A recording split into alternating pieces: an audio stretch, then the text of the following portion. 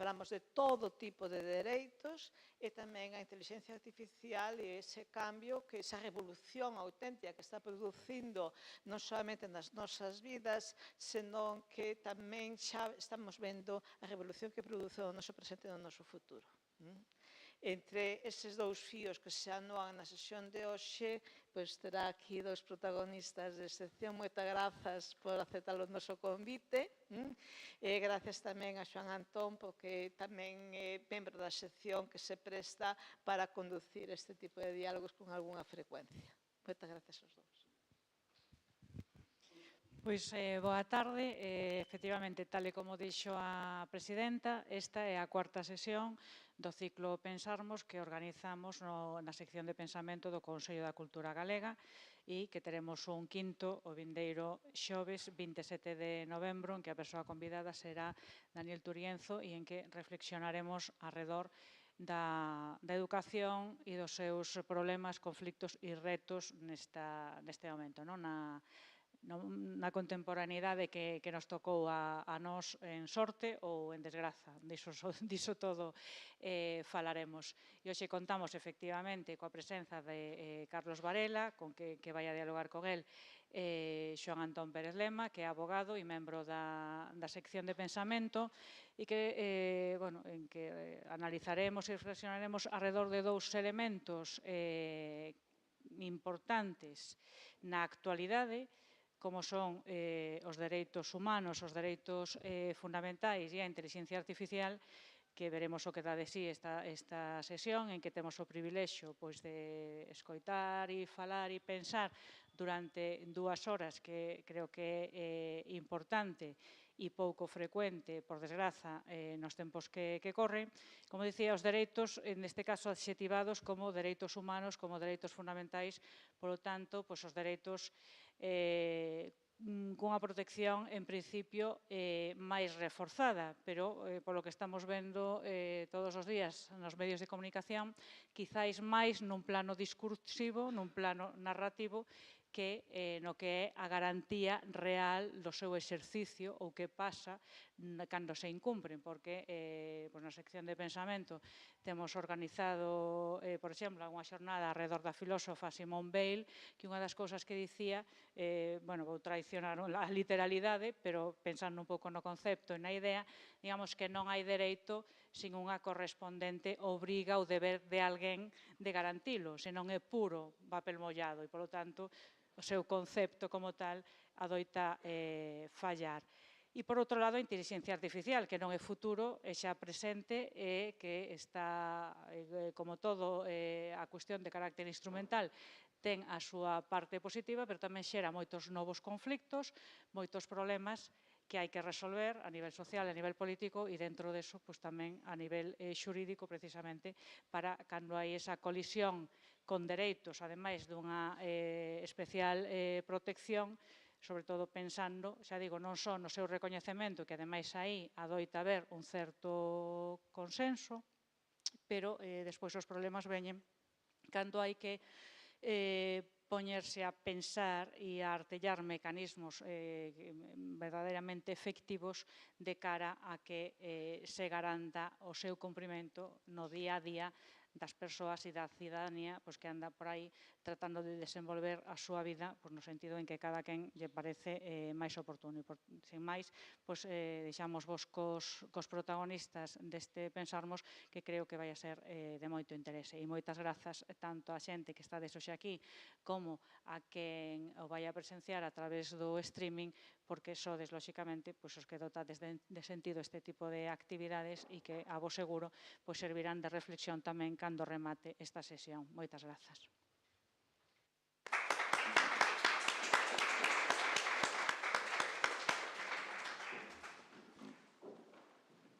Bueno, boa tarde, moitas grazas, presidenta e coordinadora da sección de pensamento, membros tamén do plenario do Consello da Cultura, amigas e amigos.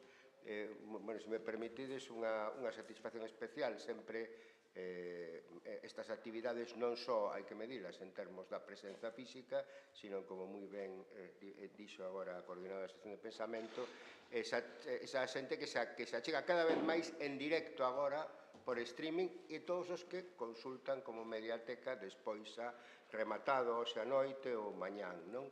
E dentro desta participación, pois eu, que sempre é moi de agradecer, pois hoxe quero salientar a presencia de xente nova, xente vinculada coas facultades de Dereito, é dicir, as persoas que van ser as xuristas do día de mañán, e, bueno, como xuristas eu creo que nos temos que parabenizar, non? Por sementar este interese, non?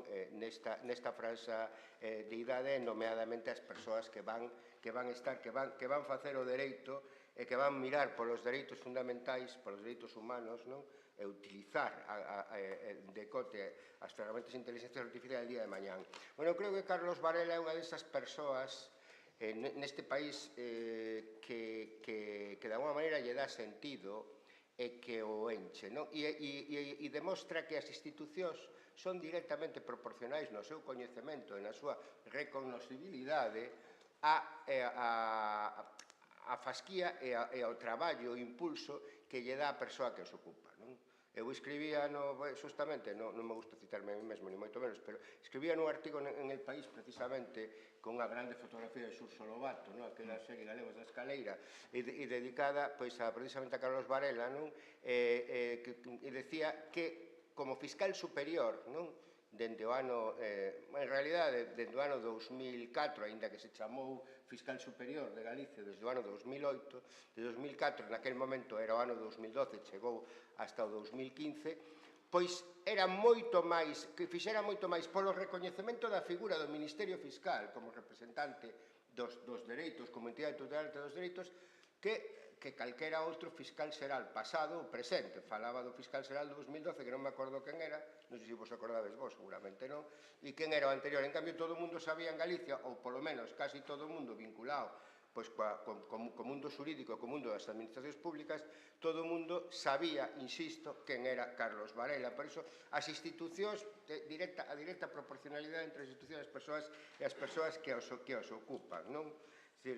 Quen saberá quen é o fiscal superior de Asturias? Pois non sei se os asturianos o saben, probablemente non.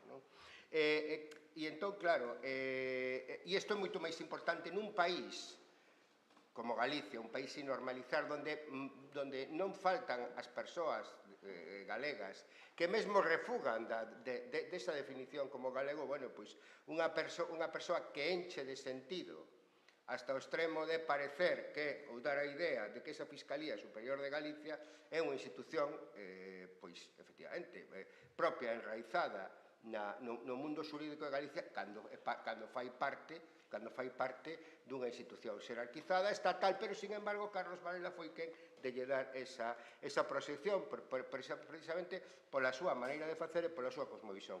Bueno, Carlos naceu en 1956, en abril do 56, hai moita xente que nace en abril. Abril do ano 1956 é un bo mes para nacer. E que cursou Dereito entre 1974 e 79 na Facultade de Dereito daqui da Universidade da USC, a Universidade de Santiago, e aprobou a oposición no ano 1985, é dicir que levas 40 anos de exercicio no Ministerio Fiscal ininterrumpidos, prácticamente, non? Desenvolveu funcións na Fiscalía de Vigo e na adscrita a Audiencia de Pontevedra entre 1985 e 2004. En xuño de 2004 accedeu a Fiscalía, naquele momento chamábase Fiscalía Xeral, ou Fiscalía Xefe, Fiscal Xefe do Tribunal Superior de Xustiza. E no ano 2008 estas institucións pasaron a chamarse Fiscalía Superior de Galicia, que é un concepto, como podedes ver, eu creo que moito máis identitario e que vincula moito máis a institución co que é a realidade do noso país. Foi Premio Lois Peña Novo polo seu uso do galego, porque Carlos é absolutamente, é dicir, pioneiro na utilización do galego prácticamente de sempre, desde que entrou no Ministerio Fiscal, junto con outras persoas, con outra persoa, entendo, Benito Montero, que era de unha maneira outro fiscal en Pontevedra que que estivo nesta batalla desde o primeiro momento, fillo adotivo do Concello de Cangas no 2009, porque Carlos é fillo da Vila do Arenteiro do Carballiño, pero por razóns de matrimonio afincouse a Cangas e é fillo adotivo nomeado polo Concello de Cangas do ano 2009 e un cangués máis sin por eso deixar de ser carballiñés, porque os galegos temos as cualidades, que sabemos moito de identidades compartidas. Bueno, pois as súas os seus premios, os seus recoñecementos son tamén moi variados, pero eso podedelo consultar en calquera Wikipedia ou en calquera biografía que estea de Carlos Varela, pero eu quería facer un pouco fincapé en 4 ou 5 aspectos que presidiron os seus 10 anos de mandato, como fiscal superior. Como fiscal superior destaca en primeiro lugar por unha utilización, un enraizamento no país demostrado no uso permanente da súa lingua, cuestión que é moi importante precisamente nunha administración judicial como todos sabemos, presenta os caracteres tan deficitarios, que esperemos que a nova Atenea, a traducción do programa Atenea, poida empezar a resolvelo a partir de primeiros do 26. Agardemos. Carlos Varela é quen coordina ese traballo monumental de estudo sobre os incendios forestais, donde demostra que casi todos son actos voluntarios, pero demostra tamén que non existen esas organizacións criminais internacionais ou que de vez en cando ou de cando en vez seguimos tendo presidentes. Eu creo que prácticamente non hubo dende o 2009, hubo 2 presidentes e os 2 presidentes estiveron obsesionados con esa cuestión, pero na historia de Galicia tamén existiron anteriormente. Carlos Varela realmente fai un traballo, e os fiscais que traballaron con él, un traballo que prácticamente marca un antes e un despois na abordaxe dos incendios forestais. Recentemente escribiu un artigo despois da vaga dos incendios forestais onde avisa de 2 cuestións, porque había certo ambientalismo que coa millor das vontades di que hai que poñer penas máis duras e hai que poñer penas máis potentes e meter máis xente no cárcere.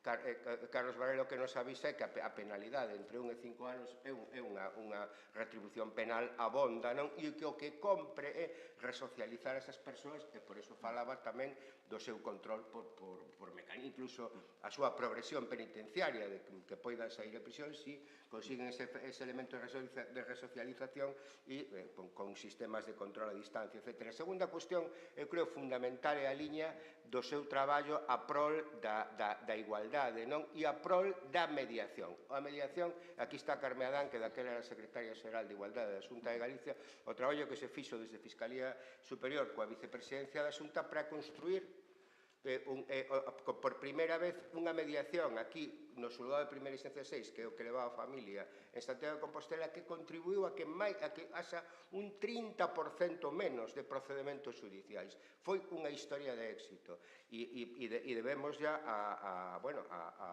Carlos Varela en grande parte cando Carme Adán e Anxo Quintana, que estaban naquel momento na vicepresidencia da Xunta de Galicia.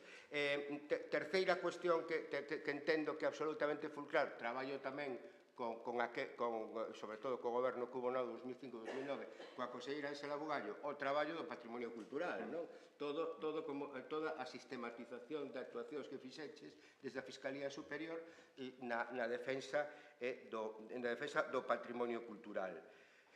Por suposto, a loita a prol das persoas consumidoras, a acción colectiva polas preferentes e subordinadas, que donde Carlos Varela demostrou, e a Fiscalía Superior de Galicia demostrou, que o sistema xurídico español estaba pouco preparado para os grandes retos da modernidade, donde, por exemplo, unha demanda colectiva demostrou, e unha das moi poucas que progresou, demostrou que 3.000 ou 4.000 procedimentos civis podían ser subsumidos todos nun procedimento de demanda colectiva. O Estado español sigue sin, entendo, Carlos? Sigue sin traspolar a directiva da Unión Europea que exixe a regulación de acción colectiva, non? Foi un traballo fundamental, non? Que desenvolveu Carlos, non? E como isto, pois un traballo, un traballo fundamental ao longo destes 10 anos, non? Curiosamente, na cuestión, despois de cesar no 2015, incorporouse a escribirse a Fiscalía do Tribunal Superior de Justicia de Galicia, onde sigue traballando de cote, pois precisamente en procedementos de unha grandísima trascendencia. Por exemplo, na época da pandemia, pois na presentación dun recurso de casación ante o Tribunal Supremo que tivo éxito contra a denegación dunhas medidas marcadas pola Xunta de Galicia por parte do Tribunal Superior. Por certo, o Tribunal Supremo que parabenizou a Carlos Varela pola utilización do galego e pola construción xurídica do seu, naquel momento do seu recurso de casación. É dicir, é o coñecemento xurídico aplicado con criterios humanistas, con criterios democráticos, co prisma dos dereitos fundamentais, aplicado ao progreso da cidadanía e a ampliación do mundo das liberdades. E por iso surde a cuestión da inteligencia artificial, do impacto da inteligencia artificial nos dereitos fundamentais, e por iso temos aquí a Carlos Varela para que nos poida ilustrar e esperemos que, por tanto, entre o que diga e o que preguntedes e o que resposte, pois poidamos sair de aquí moito máis ilustrados deste tema que é apasionante. Nada máis, moitas gracias.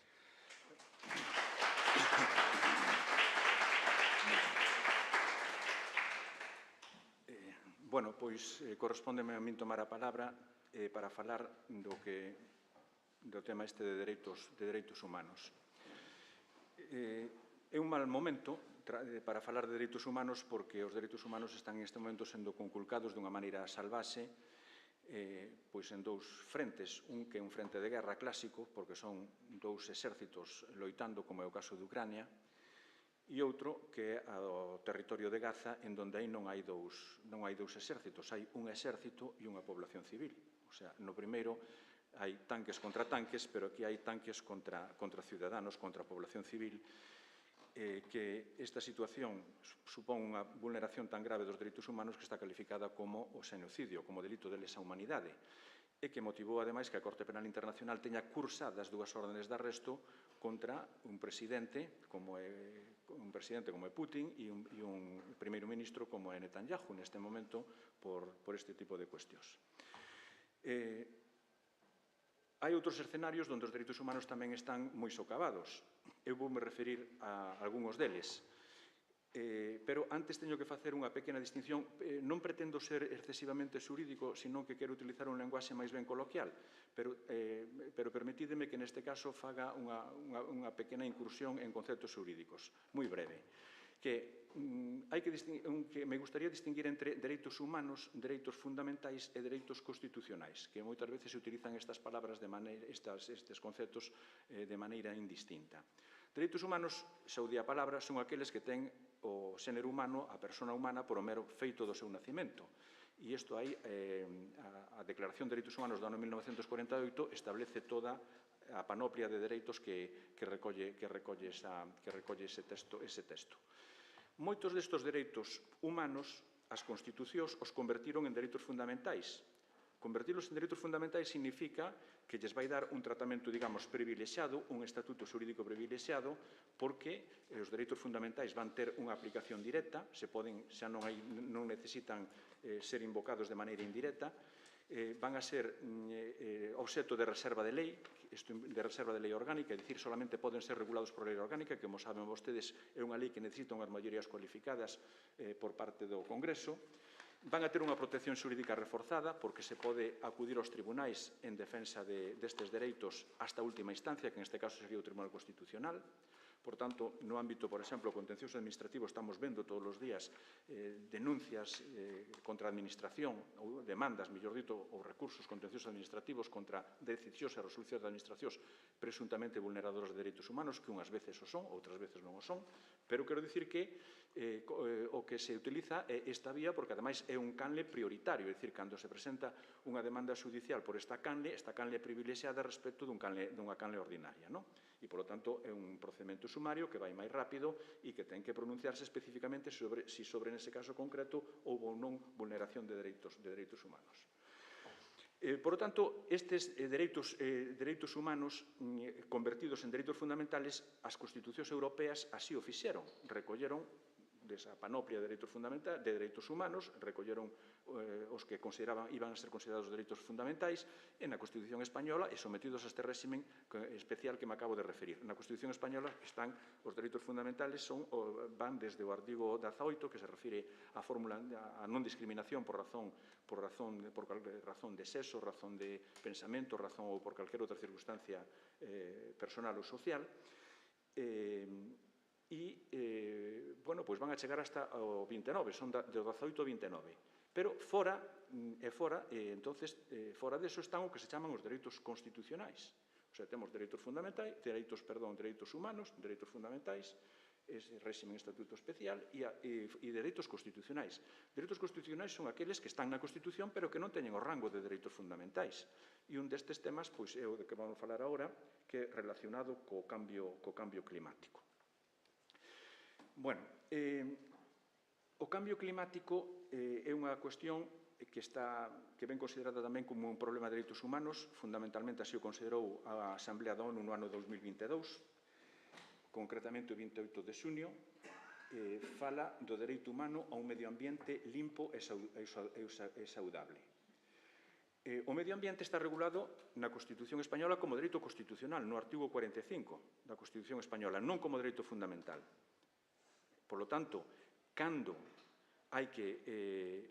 se alega unha cuestión medioambiental, por exemplo, vou a poñer un exemplo porque hai pouco que saliu unha sentencia no caso do embalse das Conchas, no cal a Administración Autonómica e a Confederación Hidrográfica do Miño-Sil foron condenadas porque ese embalse das Conchas tiña moitos xurros procedentes de residuos gandeiros e, polo tanto, se considerou que aí estaban vulnerados non o dereito fundamental ao medio ambiente, que non é tal, como dicen, senón de maneira indirecta se protexe o medio ambiente a través da protección do dereito á vida, do dereito á integridade física das persoas, do dereito á propiedade, do dereito á intimidade. Entonces, cando o tribunal se pronuncia sobre eso, que están vulnerados estes dereitos fundamentais en relación co artículo 45 que se trata da Constitución que se refire ao medio ambiente, pero que está fora dos dereitos fundamentais. Sin embargo, o medio ambiente a día de hoxe é unha categoría que ten outra versión, que presenta outra faciana, que é o cambio climático. Entonces, o cambio climático está detrás de moitas catástrofes naturais que está habendo, según nos informan os expertos. Cando falamos de expertos en esta materia, estamos falando dos informes do Panel Internacional de Expertos en Cambio Climático, que, por lo tanto, que non é unha persona, nin dúas, nin tres, senón que son centos de persoas, centos de especialistas en esta materia e que están por todo o mundo. E son os mellores expertos mundiales na materia. É dicir, é ciencia pura que nos está dicindo que, como consecuencia dos gases de efecto invernadeiro, a Terra vai a ter moitos problemas no futuro se, como consecuencia deso, se superan os 1,5 grados de temperatura media respecto dos niveles preindustriais. Entonces, isto motivou unha gran concienciación en relación desto, como xa dixen, a resolución da Asamblea Xeral das Nacións Unidas de 28 de xullo de 2022 fala do dereito humano ao medio ambiente limpo e saudable e o relaciona co cambio climático. E aquí hai Europa, polo tanto, houbo persoas que empezaron a litigar por este tipo de cuestións, xa non solamente de tipo medioambiental, sino de cambio climático como unha categoría, digamos, específica dentro do dereito ambiental. Temos así, por exemplo, me vou a referir a tres resolucións fundamentais, porque fan dirixidas contra os Estados, que son en isto que constituye a litigación climática en Europa. Unha foi a Fundación Urgenza contra os Países Baixos, o sea, que litiga contra os Países Baixos, que dá lugar a unha sentencia da Corte Suprema deste país, dos Países Baixos, do ano 2019, que ordena ao Goberno reducir emisións nun 25% para o ano 2020 respecto aos niveis de 1990. E aplicou aquí o artículo 2 e 8 da Carta Europea de Dereitos Humanos ante as evidencias científicas aportadas pola Fundación Demandante, que neste caso se basaba neste panel de expertos sobre cambio climático. Un segundo litixio climático tamén importante é o caso Neubauer contra a Alemania, que isto foi no ano 2021. En este caso, o Tribunal Constitucional alemán examinou a Lei de Cambio Climático do ano 2019 e declarou inconstitucional aqueles artículos que non concretaban a reducción de emisións para 2030, obligando ao legislador a regulalo antes de 2022, aplicando aquí, en este caso, o Acordo de París, porque o Acordo de París de 12 de 2015 é un tratado internacional e, polo tanto, que obliga a todos os países que suscribiren ese tratado porque xa forma parte do seu propio ordenamento xurídico. Despois, o terceiro asunto é l'affaire de siècle. En este caso foi o Tribunal francés, un tribunal administrativo de París, no ano 2021, que recoñeceu a responsabilidade do Estado francés na crisis climática ordenándolle tomar medidas concretas antes de 2022, de finales de 2022, para reducir emisións. Bueno, por tanto, todos estes casos establecen a interconexión entre dereitos humanos e cambio climático e a necesidade e as obrigas dos Estados para preservar o dereito á vida, integridade, saúde, propiedade e intimidade das xeracións futuras por mor destas circunstancias climáticas. Pero aquí se vai a producir unha sentencia moi importante o mes de abril de 2004 por parte do Tribunal Europeo de Dereitos Humanos, porque este asunto de cambios climáticos chegou tamén á máxima instancia europea, en este caso que é o Tribunal Europeo de Dereitos Humanos. Aquí os demandantes eran persoas de 60 anos e 4 persoas maiores de 80 anos que presentaron unha demanda contra e unhas asociacións ecologistas. Presentar unha demanda por a falta de ambición climática do país helvético e os efectos ocasionados polas ondas de calor como consecuencia do aquecemento global. Esta sentencia, que é moi importante, vai a considerar legitimada primeiro as asociacións ecologistas porque nos seus estatutos prevían que unha das súas funcións era precisamente loitar contra o cambio climático. Vai a considerar vulnerados, é unha gran sentencia porque é a sentencia da Gran Sala con 17 magistrados, e vai a considerar vulnerados os artículos 6 e 8 do Convenio Europeo de Dereitos Humanos en relación cos obxectivos marcados polo Acordo de París. Baséase, polo tanto, nas evidencias científicas dos informes do Panel Internacional de Expertos en Cambio Climático, que me refiro a este panel de expertos porque é tan importante, porque é a ciencia en esta materia, porque despois vai vir o negacionismo, e os negacionistas non se basan nunca en tesis científicas, e negan a estos expertos internacionales. E entonces nos van a decir que o cambio climático é unha religión que inventaron algúns, como despois veremos, como está facendo ahora Estados Unidos, Norteamérica. Bueno, pois esta sentencia recoñece un novo dereito dos ciudadanos a ser efectivamente protegidos polas autoridades estatais frente aos riscos derivados do cambio climático que afectan a dereitos como a vida, a saúde, benestar e calidade de vida. Xa dicen que esta é unha sentencia de gran calado, apoiada por 17 magistrados da Gran Sala, pero o fundamental é que o que nos di esta sentencia é que as cuestións agora medioambientais que antes se protexían, como dicen, non como dereitos fundamentais, porque o artigo 45 da Constitución que recoñece o dereito ao medio ambiente saudable non é un dereito fundamental, como antes expuxen.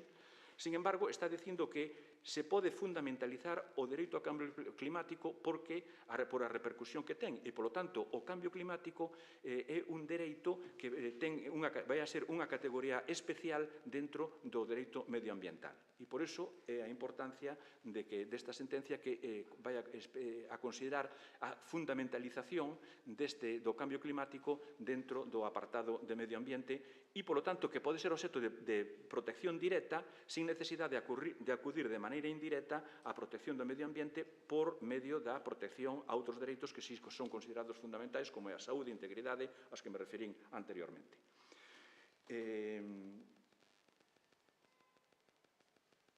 Este é, polo tanto, un escenario. Pero, ademais desta sentencia tan importante, hai moi pouquiño, saliu, porque eu, a medida que preparaba esta ponencia, iba lendo o periódico todos os días, o xornal, e veía que saían novedades en relación con estas cuestións. E, efectivamente, leín a Corte Internacional de Xusticia tamén deu un paso histórico ao declarar que a infracción frente ao cambio climático pode ser sancionada como vulneración do dereito internacional.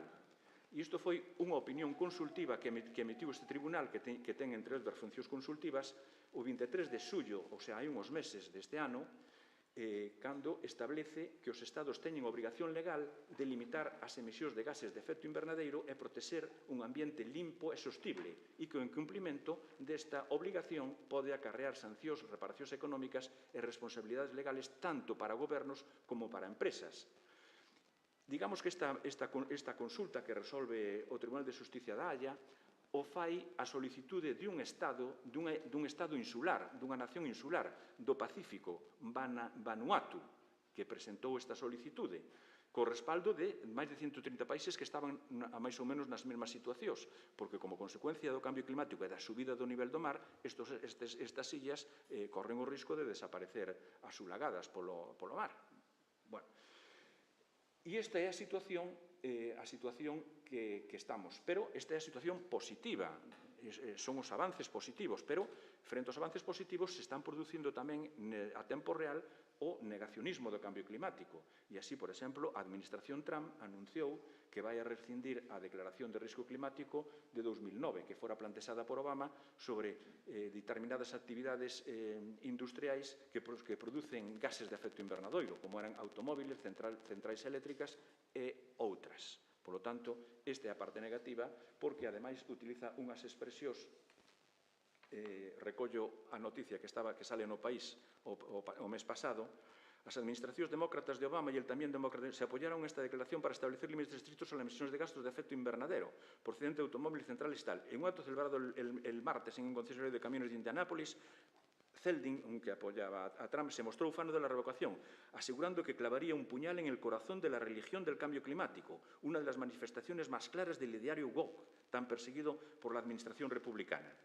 Por lo tanto, isto é a parte negativa, a parte negacionista, que non se basa absolutamente na ciencia, que, pois, frente a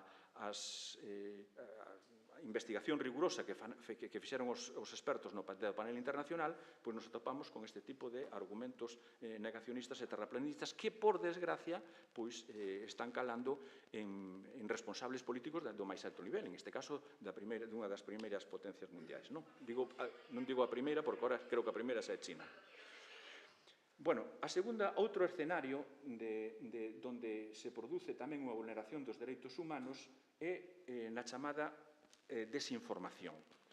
Hoxe circulan a través das redes moitos tipos de mensaxes, algúns conteñen odio, o sea que as redes sociais están moi ben, pero teñen unha faciana onde circulan mensaxes de odio, mensaxes de negacionistas, por suposto, mensaxes racistas, mensaxes anti-inmigración, e pululan por a rede este tipo de mensaxes. E, polo tanto, moitas veces, e isto se fai buscando a manipulación da opinión pública a través do que se dá chamada desinformación. Isto da desinformación non é que sea unha cuestión de hora, podemos nos remontar a 4.000 anos, porque eu recordo cando visitaba Exito, en Exito está ali, se ve ali no Museo de Exito aquela figura momificada de Ramsés II, e este Ramsés II tuvo unha batalla cos hititas por a toma dunha cidade que se chamaba Cadex. Esa guerra nunca a ganou, como moito quedou en empate, porque a cidade de Cadex nunca foi tomada. Pero, sin embargo, se vas aos templos de Abu Simbel, ves ali nas paredes inscritas a batalla de Cadex e se ve ali cunha lanza a Ramsés II lanceando os hititas e facendo creer que ganara esa batalla, cando iso históricamente non é verdade. Pero a desinformación tamén está na historia que estudiamos. A nós, cando estudiamos a historia, nos presentaron o Cid como un héroe e cando, en realidad, ten moitas matizacións, porque o Cid era un mercenario, vendía a súa espada ao mellor postor. E despois hai unha serie de historias que nos contaban sobre aquellas filas do Cid, doña Elvira e doña Sol e los infantes de Carrión, los malos infantes de Carrión e todo aquilo, que todo eso é inventado. Despois hai o poemario de Mío Cid, que todo aquilo é para justificar unha futura protonación e que esa protonación teña os seus héroes, non? Como as leyendas artúricas que teñen os ingleses ou os alemáns que procedían dunha raza superior, que eran os nibelungos, dunha tribu superior. Bueno, entón, esta é a cuestión de que falábamos a batalla de Covadonga, pois é outra das cousas que non está nada clara. eu diría incluso que hasta os restos do apóstolo tampouco non están tampouco nada claros, pero, sin embargo, hai unha narrativa, seguramente a xente que lle preguntamos por aí, se lle dixéramos, mira, aquí non está demostrado científicamente que os restos que se recollen aquí, os restos do apóstolo, el diría, pero eu veño por outras cousas, non por outras narrativas, esta é a menos importante, non? Bueno, ou, por exemplo, o que falábamos, ou, por exemplo, no tema que antes comentaba Antón, dos incendios forestais. Eu, cando tiña a representación institucional, recordo que ademais fora en esta casa, en donde daquela viñera a escoitar unhas ponencias sobre incendios forestais. E entonces daquela se decía, e ademais o decía a xente que naquel momento era a máis cualificada, porque era a que tiña máis coñecemento sobre esta materia, se decía que había unhas tramas organizadas que andaban prendendo lume polo monte. Entón, bueno, naquel momento non dixe nada porque eu non tiña información sobre eso. Pero, sin embargo, que fixen foi encargar un estudio, abrí unhas dilixencias, no seu momento, unhas dilixencias de investigación e encarguei á Guardia Civil que me investigara 60 anos atrás e a ver de onde se existía este tipo de cousas. E, ademais, especificamente, lle puntualicei, redactei que quería que se dixera, bueno, pois unha serie de cousas que se decían, que andan uns tipos con motos por aí, pola zona de tal e non sei canto, incluso, como isto se decía no ámbito parlamentario español, fugo a diario de sesións e recollín as expresións que en aquel momento dicían os diputados, algúns dos diputados, para que efectivamente a Guardia Civil investigara se esos casos concretos aparecera algún tipo de indicio da existencia dunha trama organizada. Nada diso apareceu. Al final, e entonces, despois dun estudio moi riguroso, moi importante da Guardia Civil, pois se chegou á conclusión de que nada diso existía e que os detidos, e que non había tramas organizadas, que o que había era tramas vecindarias. Bueno, ni siquiera tramas, eran xente do lugar, xente vecindaria, xente do lugar, e ademais isto coincidimos coa investigación dos portugueses porque nos entrevistamos con eles, que eles no ano 2003 tuveran uns incendios forestais terroríficos, nos entrevistamos con eles e nos dixeron este tipo de cousas son cousas inventadas.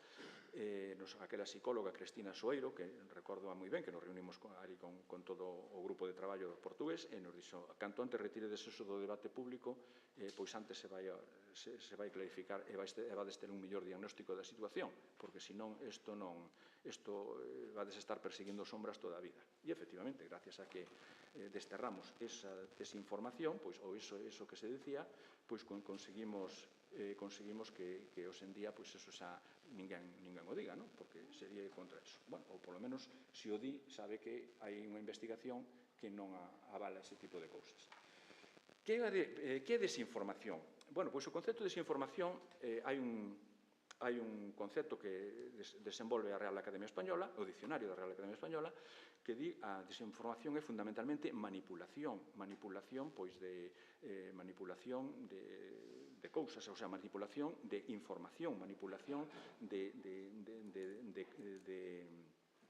que é absolutamente engañosa, que é falsa. Cando utilizamos os textos da Unión Europea, porque a Unión Europea empezou a interesarse moito por o tema da desinformación, sobre todo porque se empezou a aparecer a desinformación nos procesos electorais. E entonces nos procesos electorais, claro, isto condiciona os resultados dos procesos electorais. E entonces desenvolveu un concepto que é o que se utiliza hoxe día como concepto máis completo. Di así este concepto que utilizan os textos da Unión Europea. A desinformación é información verificablemente falsa ou enganosa, que se crea e difunde con ánimo de obter beneficios económicos ou para enganar intencionadamente o público, distorsionando así o debate político, minando a confianza dos cidadáns nas institucións e nos medios de comunicación e mesmamente desestabilizando procesos democráticos tal como as eleccións. Este concepto de desinformación é un concepto suficientemente amplio que comprende todos os distintos eidos, os distintos aspectos onde a desinformación pode manifestarse, se distingue de outros conceptos que poden ser considerados máis ou menos semellantes e que se utilizan moitas veces de maneira coloquial. É o concepto de fake news. Porque o fake news, sin embargo, o fake news é unha información, non é unha desinformación cuidadosa, sino que é unha información intencionadamente falsa, pero que está asociada, é tan burda que está máis ben asociada ao partidismo e ao xornalismo de mala calidad, máis ben que a unha desinformación cuidadosamente definida. Este é o concepto de fake news. E se diferencia tamén de outro concepto que se utiliza tamén moitas veces de maneira confusa, que é o concepto de posverdade. O concepto de posverdade que ven definido unha situación na que os feitos obxectivos influyen menos na formación da opinión pública que os chamamentos á emoción e á creencia persoal, de maneira que a verdade deixa de ser un valor na discusión pública. Por exemplo, na época do COVID, cando se puñan as vacinas, corría un bulo, ou a moita xente creía, porque se decía que a parte da vacina que te metían un chip no corpo. Pois houve moita xente, a pesar de que non había ningunha evidencia desto, de que se demostrou, as autoridades salieron rapidamente a desmentir esta cuestión, pero houve moita xente que creeu nesto porque se deixaba levar por as súas creencias persoais, por as súas emocións e, ademais, porque consideraba que as autoridades públicas, as autoridades estaban engañando. Isto, polo tanto, o concepto de posverdade se sitúa nesto onde as emocións e os sentimentos prevalecen sobre os datos obxectivos. Bueno, despois hai o que se chaman informacións erróneas, que tampouco se poden considerar unha desinformación, porque unha información errónea é unha información falsa, pero é unha información sin intención de engañar. Por exemplo, nas Memorias do rei de Prusia de Federico II, no ano 1756, achacaba aos ingleses que practicaban a tortura. Isto non era certo, pero, sin embargo, el tiña esa información e pensaba que o que estaba dicindo era correcto, cando non era así. Bueno, outra cousa que xa entramos na fase das novas tecnoloxías, e as novas tecnoloxías, a desinformación tamén se produce coa utilización de novas tecnoloxías. Temos, por exemplo, o caso das deepfakes, que se chama, que son vídeos e imaxes manipulados con inteligencia artificial, é dicir, manipulación de vídeos, de películas, de imaxes ou de voz, que se adjudica a unha persona ou en contextos en que esa persona nunca estiven, e de repente, ve de repente polas redes que aparece a súa voz e a súa tal. Este tipo de desinformación foi utilizada en algúns casos, como son o asalto ao Capitolio dos Estados Unidos no 6 de xaneiro de 2021, en donde moitas persoas pensaban que estaban ali para defender a democracia. Outras sabían o que iban, que era casi a dar un golpe de Estado. Pero outras pensaban que non eran conscientes de que estaban sendo obxecto dunha manipulación masiva. As novas tecnoloxías tamén para desinformar utilizan o que se chaman os bots, as granxas de bot, os trolls, as granxas de trolls, para difundir, que son programas de software para tarefas repetitivas e sinxelas, e se utilizan para transmitir información falsa a unha determinada audiencia para influir na súa opinión, e teñen a potencialidade para manexar unha conta en redes sociais como se fora un ser humano, simulando interaccións como compartir, me gusta, retuitear, que van a adoptar a un determinado discurso, idea ou noticia de maior impacto, aparentando ser comentado por multitude de persoas. Se di que a mitad do tráfico online está xenerado por bots, e son unha maneira, polo tanto, de desinformar o público. De feito, sábese que o 20% dos seguidores de Trump son bots, é dicir, non son reais. Son máquinas que repiten discursos, pero non son reais, non son persoas. Detrás deses discursos non hai persoas. Bueno, a cuestión é que como se pode combatir a desinformación? Porque normalmente se di, é que, inda que eu dea noticias que non son correctas, que non teño liberdade de expresión. A miña liberdade de expresión me cubre, que é un dereito constitucional, me cubre a miña posibilidade de decir cousas que non se correspondan ca realidade. E, de feito, isto o vemos. Hai moitos xornais, ou pseudo-xornais, que practican este tipo de noticias que son medias verdades moitas veces, ou noticias que están manipuladas. E se escuda e dice, teño liberdade de expresión para decir este tipo de cousas. Efectivamente, a liberdade de expresión é unha cuestión de dereitos humanos, porque a Declaración Universal de Dereitos Humanos se refire a ela nun artigo 19, a Carta Europea de Dereitos Fundamentais do ano 2020 tamén a regula como un dereito fundamental, o mismo Pacto Internacional de Dereitos Civiles e Políticos, que foi ratificado por España en 1977, ou xa instrumentos máis modernos que regulan as novas tecnoloxías, como é a Carta de Dereitos Digitais do ano 2021, ou a Directiva Europea do Comercio Electrónico do ano 2000, a Lei de Servicios da Sociedade de Información do 2002, ou o Reglamento de Servicios Digitais da Unión Europea do ano 2020. Por lo tanto, este tipo de cousas é unha cuestión de dereitos humanos e a liberdade de expresión está regulado. Por eso, de feito, o Tribunal Europeo de Dereitos Humanos di que a liberdade de expresión é o can guardián da democracia. De tal maneira que se libertad de expresión non hai valores nunha sociedade, non pode ter valores democráticos se falla a liberdade de expresión. Xunto a liberdade de expresión se recoñece tamén como dereito fundamental a liberdade de comunicación. Están recoñecidas no artigo 20 da Constitución como ambas como dereitos fundamental, que son as dúas caras da mesma moeda. Pero a Constitución española, cando protexe a liberdade de información, se refire a información veraz. Por lo tanto, que é información veraz? A información veraz é aquela que é suficientemente contrastada, que, polo tanto, un xornalista acude a unhas fontes, contrasta esas fontes, comproba que, efectivamente, sobre o que quere escribir está ben documentado. Por lo tanto, utiliza o que se chama un deber de diligencia profesional ou a les artis profesional que lle obliga, na súa tarefa, en calquer profesión, obliga a facer as cousas ben, en definitiva. O que está protegido pola Constitución é a información veraz. O que non está protegido pola Constitución é a información falaz, nin a información mendaz. É dicir, aquela información totalmente desvirtuada, que se sabe que o que está utilizando, sabe que son falsos todos os datos que está reproducindo e, polo tanto, eso non vai a ter ningún tipo de protección desde o punto de vista constitucional. E máis, o problema que vai haber no ámbito xurídico é cando hai dous dereitos fundamentais que colisionan entre sí. E aquí pode suceder que a liberdade de expresión e a liberdade de comunicación colisionan co dereito de honra. Por iso, o artigo 20 da Constitución nos vai a decir respecto desto que recoñece estas liberdades, pero que sempre van a ter o límite. Estas liberdades ten o límite do respeto dos dereitos recoñecidos neste título, especialmente o dereito ao honor, á intimidade, á propia imaxe e á protección da xuventude e da infancia. Por lo tanto, pode haber unha colisión entre liberdade de expresión, liberdade de comunicación e protección da honra. Por exemplo, vou a poñer exemplos concretos para que non quede estas cousas así moi abstractas.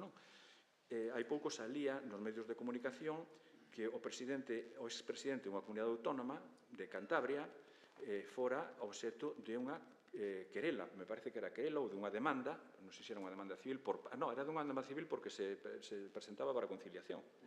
Conciliación previa a exercicio penal de querela. De querela, pois se presentaba con eso, por parte do emérito. Entonces, claro, aquí son dous dereitos fundamentales que están xugando. Cal deles debe prevalecer? Bueno, pois os tribunais xa teñen unha serie de parámetros para saber cal deles debe prevalecer. E entonces estes parámetros están establecidos en términos de que a información para ser constitucionalmente protegida debe ser de interés xeral, debe ser de relevancia pública, digna de ser noticiable, debe ser veraz, non polo tanto falaz ni mendaz, e debe obedecer aos principios de necesidade e proporcionalidade para evitar expresións inxuriosas. Pero tamén nos di, todas as sentencias que tratan desta materia, que as persoas que actúan nun ámbito político ou que exercen unha función pública, pois están máis sometidas ao escrutinio público que unha persoa privada. Eu, se dunha persoa privada digo algo que non é verdad, pois me vai a demandar por inxurias ou por difamación e probablemente gane a demanda, pero se se trata dunha persoa pública que está sometida a un maior escrutinio, pois entonces normalmente quen vai a prevalecer vai ser a liberdade de expresión frente ao dereito á honra. Bueno, dixemos antes que a desinformación se manifesta tamén co uso das novas tecnoloxías e aquí entra o concepto que se chama deepfake. O concepto de deepfake o vamos a ver tamén nun exemplo concreto, porque cando estaba preparando esta ponencia, pois salen as noticias relacionadas con isto.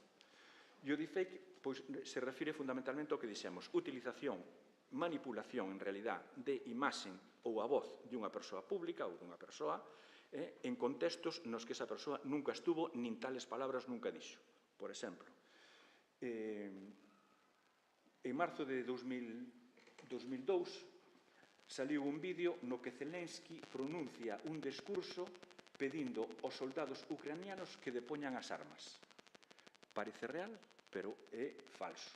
Isto produciu unha gran conmoción, lóxicamente, dentro das tropas, pero era utilizado por parte dos servicios de inteligencia rusos para producir o desánimo nas tropas ucranianas, facendo pasar este vídeo como era que aparecía a imaxen deste home e as voces deste home e parecía real. Outra señora afectada por esta cuestión, pois no País, a febreiro deste ano, publicaba esta noticia. La actriz Scarlett Johansson vuelve a ser víctima de un deepfake y denuncia que Estados Unidos está paralizado frente aos peligros da inteligencia artificial. Di ela, corremos el riesgo de perder el control de la realidad, dice la actriz después de que haya circulado en redes un vídeo falso dela. Entonces, ela di, tras la publicación del vídeo, Johansson ofreció unas declaraciones a la revista People en las que exigió al gobierno de su país que regule el uso de la inteligencia artificial. Muchos países progresistas, entre los que no se incluye Estados Unidos, han respondido de una manera responsable para poner límites a la inteligencia artificial, dijo la actriz, y agregó, es aterrador que el gobierno de los Estados Unidos esté paralizado cuando se trata de aprobar una legislación que proteja a todos sus ciudadanos contra los peligros inminentes de la IA. La aprobación de leyes que limiten el uso de estas herramientas debe ser una prioridad absoluta, señaló Johansson, e instó a todos los usuarios a denunciar el mal uso de la IA sin importar su mensaje o corrermos el riesgo de perder el control de la realidad. Johansson ha tenido varios problemas con esta tecnología. Su imagen ha sido usada repetidas veces para generar vídeos pornográficos falsos, generados por inteligencia artificial. Bueno, pues este é un exemplo de deepfake, de utilizar a figura, en este caso, desta actriz, a imaxen desta actriz, para este tipo de contidos. Que sucede? Que problemas plantexa estas deepfake, estes vídeos manipulados, ou voces manipuladas? Pois que moitas veces, primeiro, que o país non regula, como dicía ela, Estados Unidos ten unha filosofía tolerante frente a este tipo. Estados Unidos é a desregulación, é unha filosofía neoliberal, absolutamente neoliberal, donde non queren que se regule absolutamente nada disto. Ya te defenderás como puedas ou ya tal. En segundo lugar, está a legislación da Unión Europea. A legislación da Unión Europea é proteccionista frente a este tipo de tecnoloxía, porque regula unha especie de pirámide onde pon os riscos de cada tecnoloxía e establece a necesidade de regulación en función de que o risco vaya aumentando. É dicir, se ve que non hai peligro ningún, non fai regulación.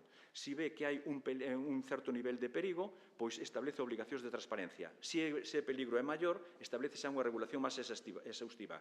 E se o peligro é total, establece xa como unha actuación prohibitiva, como unha tecnoloxía prohibida. Por exemplo, as deepfakes son tecnoloxía prohibida. Dixemos que Estados Unidos, a nivel federal, non ten unha legislación para combatir as deepfakes. Sin embargo, eu vin que hai dous estados de Estados Unidos que algo regularon. Por exemplo, California, no ano 2020, estableceu dous regulamentos, un para as falsificacións de material en campaña electoral, utilizando tecnoloxía de fake, mentras que outro otorga unha acción privada contra o produtor de contido sexual sobre unha persona sin o seu consentimento. E tamén outro estado, como Virginia, que desde o ano 2019 tipifica como delito menor a difusión de vídeos e imaxes sin consentimento e impón unha multa e un ano de prisión. Xa dicen que a solución da Unión Europea se dá a través da cobertura legal que proporciona o Reglamento de Inteligencia Artificial que entrou en vigor moi recente, 1 de agosto de 2024, e ten unha entrada progresiva hasta o ano 2027. E, sin embargo, as deepfakes están reguladas como tecnoloxía de baixo risco pola Unión Europea. Isto resulta un pouco sorprendente.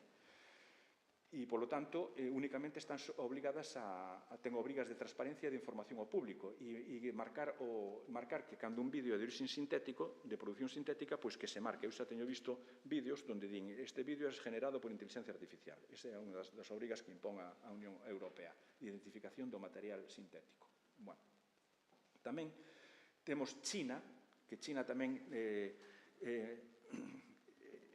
é un país que está moi avanzado en estas tecnoloxías de síntesis profunda e regulou no ano 22, estableceu unha regulación.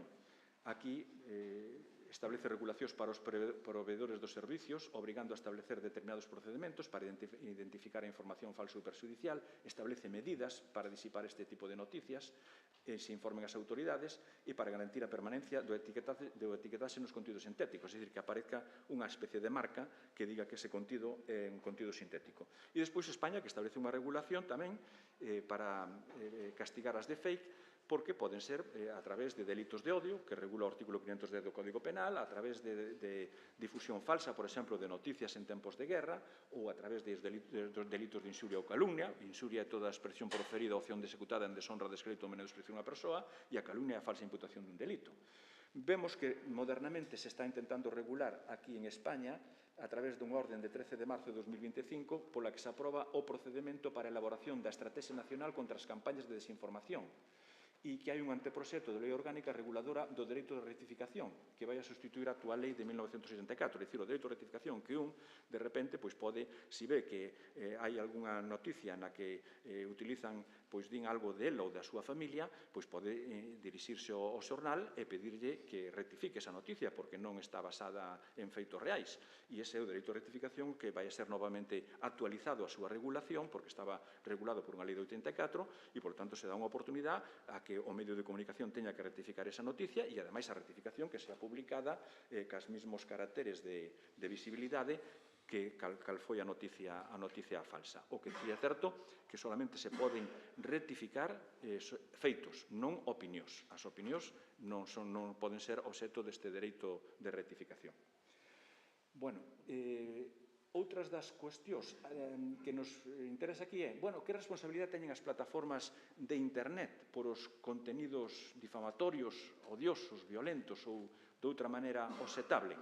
Como xa dixen, en Estados Unidos, como hai unha legislación neoliberal moi tolerante, pois prácticamente aquí se dixo que teñen inmunidade total as plataformas, e isto xa se basa nunha lei ben antigua, que é a Lei de Decencia Pública do ano 1996. Por que se di, fundamentalmente, se excluye de responsabilidade as plataformas de Internet? Por as seguintes razóns. En primeiro lugar, se din que non son creadoras de contidos publicados por terceiros. O sea que, neste cadro, o que vemos é un triángulo. Nunha parte dese triángulo están os creadores de contidos, noutra parte dese triángulo están os que reciben os contidos, os usuarios deses contidos, e, por outro lado, está a plataforma. Entón, a plataforma se di que son neutrais, que non participan no proceso de comunicación, que non desenvolven contido editorial. Polo tanto, non se lle pode, son simplemente unha especie de eu ofrezco esta tecnoloxía, hai un emisor e hai un receptor, hai un creador de contidos e un que recibe esos contidos, non interveño no proceso editorial deses contidos e, polo tanto, non teño ninguna responsabilidade. E isto é no que se basa que as plataformas non teñan responsabilidade. Solo perderían a inmunidade as plataformas se demostra que participaron na elaboración dese contido. Entonces sí, porque entonces xa estarían participando, serían copartícipes do contido editorial e, por tanto, responderían. Pero normalmente isto non o van a facer. Por exemplo, houve un caso que se presentou na Corte Suprema dos Estados Unidos no 2023, que é o caso Twitter contra un ciudadano que se chama Tamen, en donde se decía que, neste caso, se pedía a aplicación da lei antiterrorista por as recomendacións do algoritmo, porque houve unha persoa que quería cometer un delito, un atentado, e entonces utilizou as recomendacións que lle daba o algoritmo para crear unha bomba. Entonces, sin embargo, a Corte Suprema dixo que non, porque as recomendacións do algoritmo non se poden considerar asistencia sustancial ás sabendas para iso. Recentemente, tamén leíamos na prensa, que había un pai que o seu fillo se suicidou e que demandara a OpenAI porque o seu fillo fora a inteligencia artificial e se ilustrara ali de como suicidarse. E, polo tanto, este pai ten presentado unha demanda contra OpenAI. A inmunidade das plataformas é de tal magnitude que, por exemplo, as plataformas solamente están obligadas a moderar contidos e, no seu caso, a borrar contidos.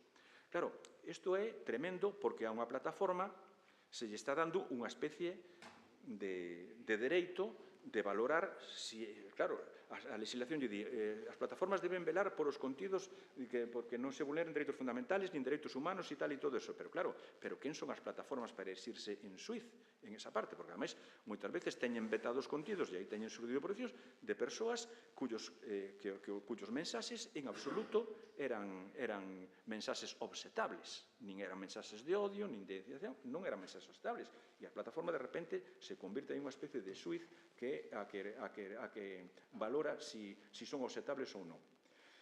Pero tamén as plataformas poden vetar calquer contido que vaya contra a súa normativa interna, da propia compañía. O sea, ou contra os términos e condicións a hora de firmar un contrato. Tú suscribes o contrato e tal, pero eu te podo vetar en calquer momento. Vamos ver un exemplo extremo. Por exemplo, se unha plataforma destes dicir non quero que na miña plataforma aparezcan fotos de negros. Por qué? Porque é un contido prohibido? No, porque é un contido que eu, nos meus termos e condicións, como compañía, poño esta condición. Claro, e establezco un dereito de veto. Por tanto,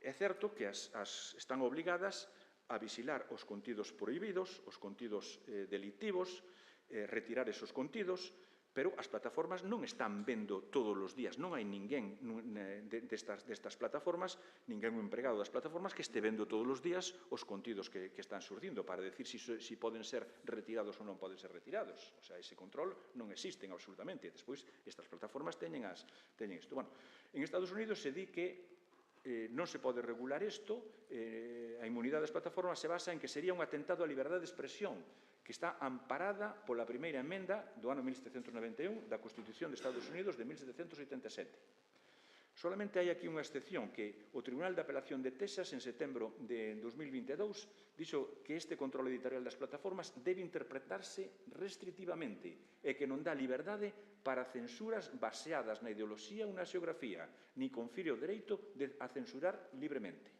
Aquí veremos o que sinala a Corte Suprema cando resolva este asunto e, ao mellor, pois, rebate estas ideas deste tribunal. Bueno, entonces, a regulación europea, en este sentido, está establecido por o Reglamento de Servicios Digitais que considera irresponsables as plataformas por contidos ilícitos vertidos por terceiros nas redes agás do seu papel activo na elaboración do contido do mensaxe. Solamente, como dixemos, en este caso serían responsables. Establece un deber de diligencia das plataformas de obligar de retirar todo contido ilícito cando lle sexa notificado, porque xa dicen que non vai haber ninguén responsable nas plataformas, ninguén nunha persona humana que este controlando todos os mensaxes que se están producindo na rede, para decir tal. Pero, se efectivamente hai un mensaxe destas características e a rede recibe unha notificación, oiga, que aquí hai isto que está lanzando un mensaxe de odio, un mensaxe racista, un mensaxe xenófobo, un mensaxe contra a antiinmigración e tal, bueno, pois, entonces, sí que ten que tomar nota e ten que, lóxicamente, reaccionar, facer a avaliación correspondente e retirar ese contido se efectivamente ten esas características de ilícitas. Pero estamos lle dando ás plataformas un poder de ponderación que é moi peligroso, porque algunhas veces pois farán mal uso dese poder de ponderación, porque o estamos convertindo en suíces.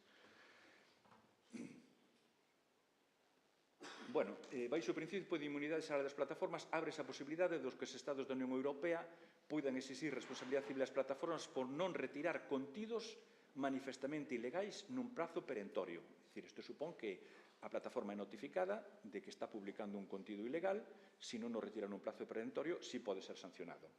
Se pode, por tanto, exixir o que se chama responsabilidade invisilando ou sancionar as grandes plataformas por a utilización de recomendacións algorítmicas que fomenten o discurso de odio. Bueno, isto é unha regulación, non me vou a meter aquí porque hai unha regulación xa moi detallada desto, pero xa quero pasar a outro tema. Bueno, pasamos a desinformación ora en outro ámbito, desinformación no contexto electoral. Bueno, pois a desinformación aquí, simplificadamente, vamos a decir que, bueno, as campañas electorais actualmente non son as campañas clásicas. As campañas clásicas antes, bueno, xa sabemos, eran pegar carteles, eran mítines, eran reunirse nun pabellón, o gran mítin de fin de campaña, con todo o mundo, propiamente eran os propios partidarios, mayoritariamente, e a transmisión e a publicidade a través dos medios de comunicación convencionais, que eran a prensa escrita, a radio e a televisión. Pero hoxe entraron xa o que se chaman as novas tecnoloxías, entran o que se chaman as campañas algorímicas. Bueno, pois estas campañas, aquí nestas campañas algorímicas, pois os que se está utilizando, hai tres conceptos fundamentales que hai que distinguir aquí. Un que se chama o concepto de mineiría de datos. Ese concepto significa que a minería de datos utiliza datos procedentes de diversas fontes, como son registros de voto, como son enquisas, como información en redes sociais, porque todos vamos deixando unha pegada digital, en gustos, en comentarios, utiliza datos de historial de compras, navegación web e calquera outra pegada digital que poida proporcionar información. Por exemplo, algo tan inocente como estar vendo unha película en Netflix, Netflix te vai a preguntar ali, te gusta, non te gusta, la descartas? Entón, pregunta, porque o que quere facer é un perfil digital teu para a continuación mandarche con ese perfil adaptar as películas que ese perfil dixo que lle gustaban. Entonces, isto é utilización a nivel de películas, pero a minería de datos é a utilización de todos estes datos para despois utilizar algoritmos de inteligencia artificial para identificar patróns, preferencias políticas, vulneracións e predicións de comportamento do voto.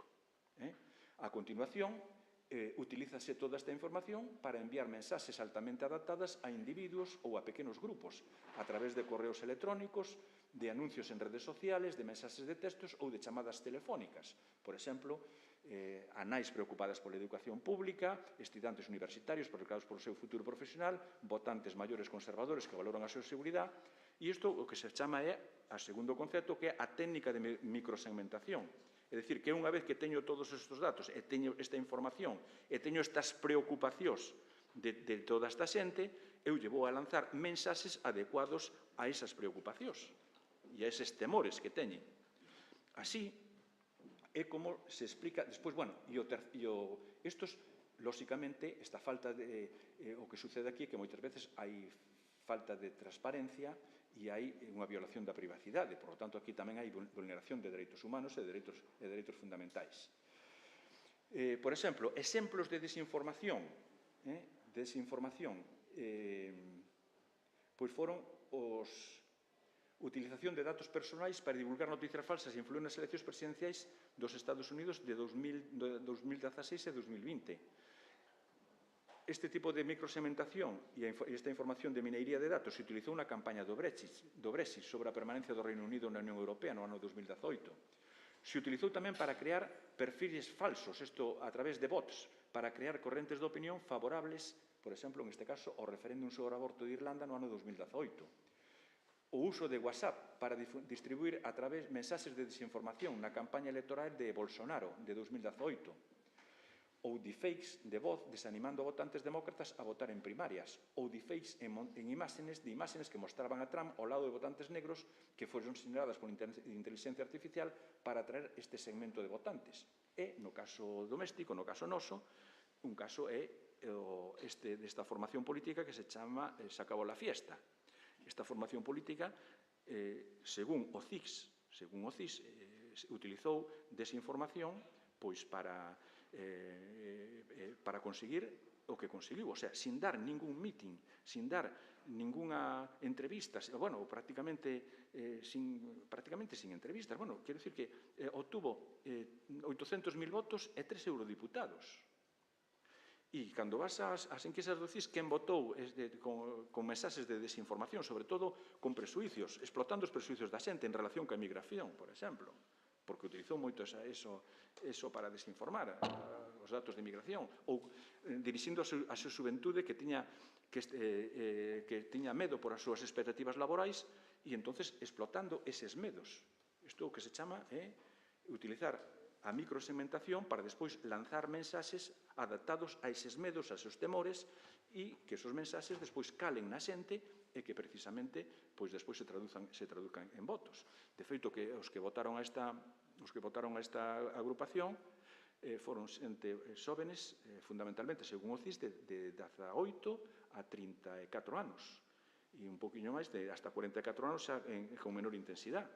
Pero isto foi, quero dicir que hoxe en día se poden obter, como neste caso, 3 eurodiputados, 800.000 votos, sin dar un solo meeting e sin dar ninguna publicidade nun medio convencional, na prensa, na radio, na televisión. E eu só me refiro aos datos que se publican en relación con esta formación, que poden ver calquera pode utilizar as ferramentas que temos no móvil de inteligencia artificial e preguntarlle como ganou as elecciones estas elecciones ou como obtuvo estes 3 eurodiputados esta formación política. Bueno, pues aí lle vai a contestar e lle vai a dicir que utilizou unha técnica que se chama astrofunding, que se chama que en inglés, que é algo así que se pode traducir por césped artificial, que é utilizar, isto foi máis ben utilizado, que é utilizar a desinformación, pero con esta finalidade. É dicir, mensaxes a medida, a carta, explotando vulnerabilidades, explotando incluso xente que non quere escoitar máis que ese mensaxe, porque se cerra en banda a escoitar outro tipo de mensaxe que se pudera dar na plaza pública para incrementar o seu coñecemento ou para desmentir. Tú estás votando en base a unha información que é unha información manipulada. Tes oportunidade de desmentila, porque hai outras fontes de información para facer o contraste. Bueno, pois, estes 3 conceptos aos que me refiro, mineiría de datos e astroturfing e a microsegmentación, se están utilizando nos procesos electorais desta base, destas campañas algorítmicas aos que me estou referindo. Dos dous, por exemplo, a minería de datos non pode non ser fraudulenta, simplemente é ter datos para despois lanzar mensaxes en función dos perfiles que te saliron, pero o astroturfing é a utilización fraudulenta, porque é a utilización de desinformación nunha determinada campaña electoral, utilizando todas estas técnicas. Por iso, eu xa me estou planteando que as formacións políticas que non sexan capaces de utilizar non técnicas, en este caso, non de desinformación, sino de información que neutralicen esta desinformación, pois o van a ter moi fastidiado por moitos mítines que fagan e por moito que salgan nos medios de comunicación, porque estamos nas campañas algorítmicas. Un caso escandaloso a nivel mundial, que tamén, todo isto que digo eu, podenos consultar estes casos a través da inteligencia artificial que lles vai a dicir en que consisten. É o caso de Cambridge Analytica. Esta era unha empresa británica de consultoría política. Este foi un caso que se destapou en 2018, que utilizou datos privados de 87 millóns de usuarios de Facebook e dos seus amigos, principalmente de Estados Unidos, obtidos a través dunha aplicación que foi descargada por 270.000 usuarios de Facebook. Esta consistiu en recolección de datos persoais masivos sin consentimento, en creación de perfis psicográficos e psicolóxicos detallados dos usuarios que incluían información me gusta, ubicación, cumpleanos, acceso a noticias e mensaxes que permitían comprender a súa motivación, medos e como reaccionarían a certos mensaxes. Usouse para campañas políticas. A empresa utilizou estes perfis para distribuir publicidade política altamente personalizada e mensaxes diseñados para influir no comportamento dos votantes en diversas campañas, como xa dixen nas eleccións presidenciais de Trump en 2016 e na campaña a favor do Brexit. O obxectivo era microdirixir a individuos con mensaxes específicos para influir nas súas decisións de votos. A empresa pechou en 2018 e, en resumen, aquí, os dereitos humanos vulnerados, sempre tomo con referencia o título da conferencia, foron vulnerabilidade de privacidade dos datos nas redes sociais e o potencial uso indebido en procesos electorais. Por lo tanto, estes son as cousas a que hai que enfrentarse neste momento nas campañas electorales e nos procesos electorais. Bueno, aquí hai propostas regulatorias para intentar de combatir este fenómeno.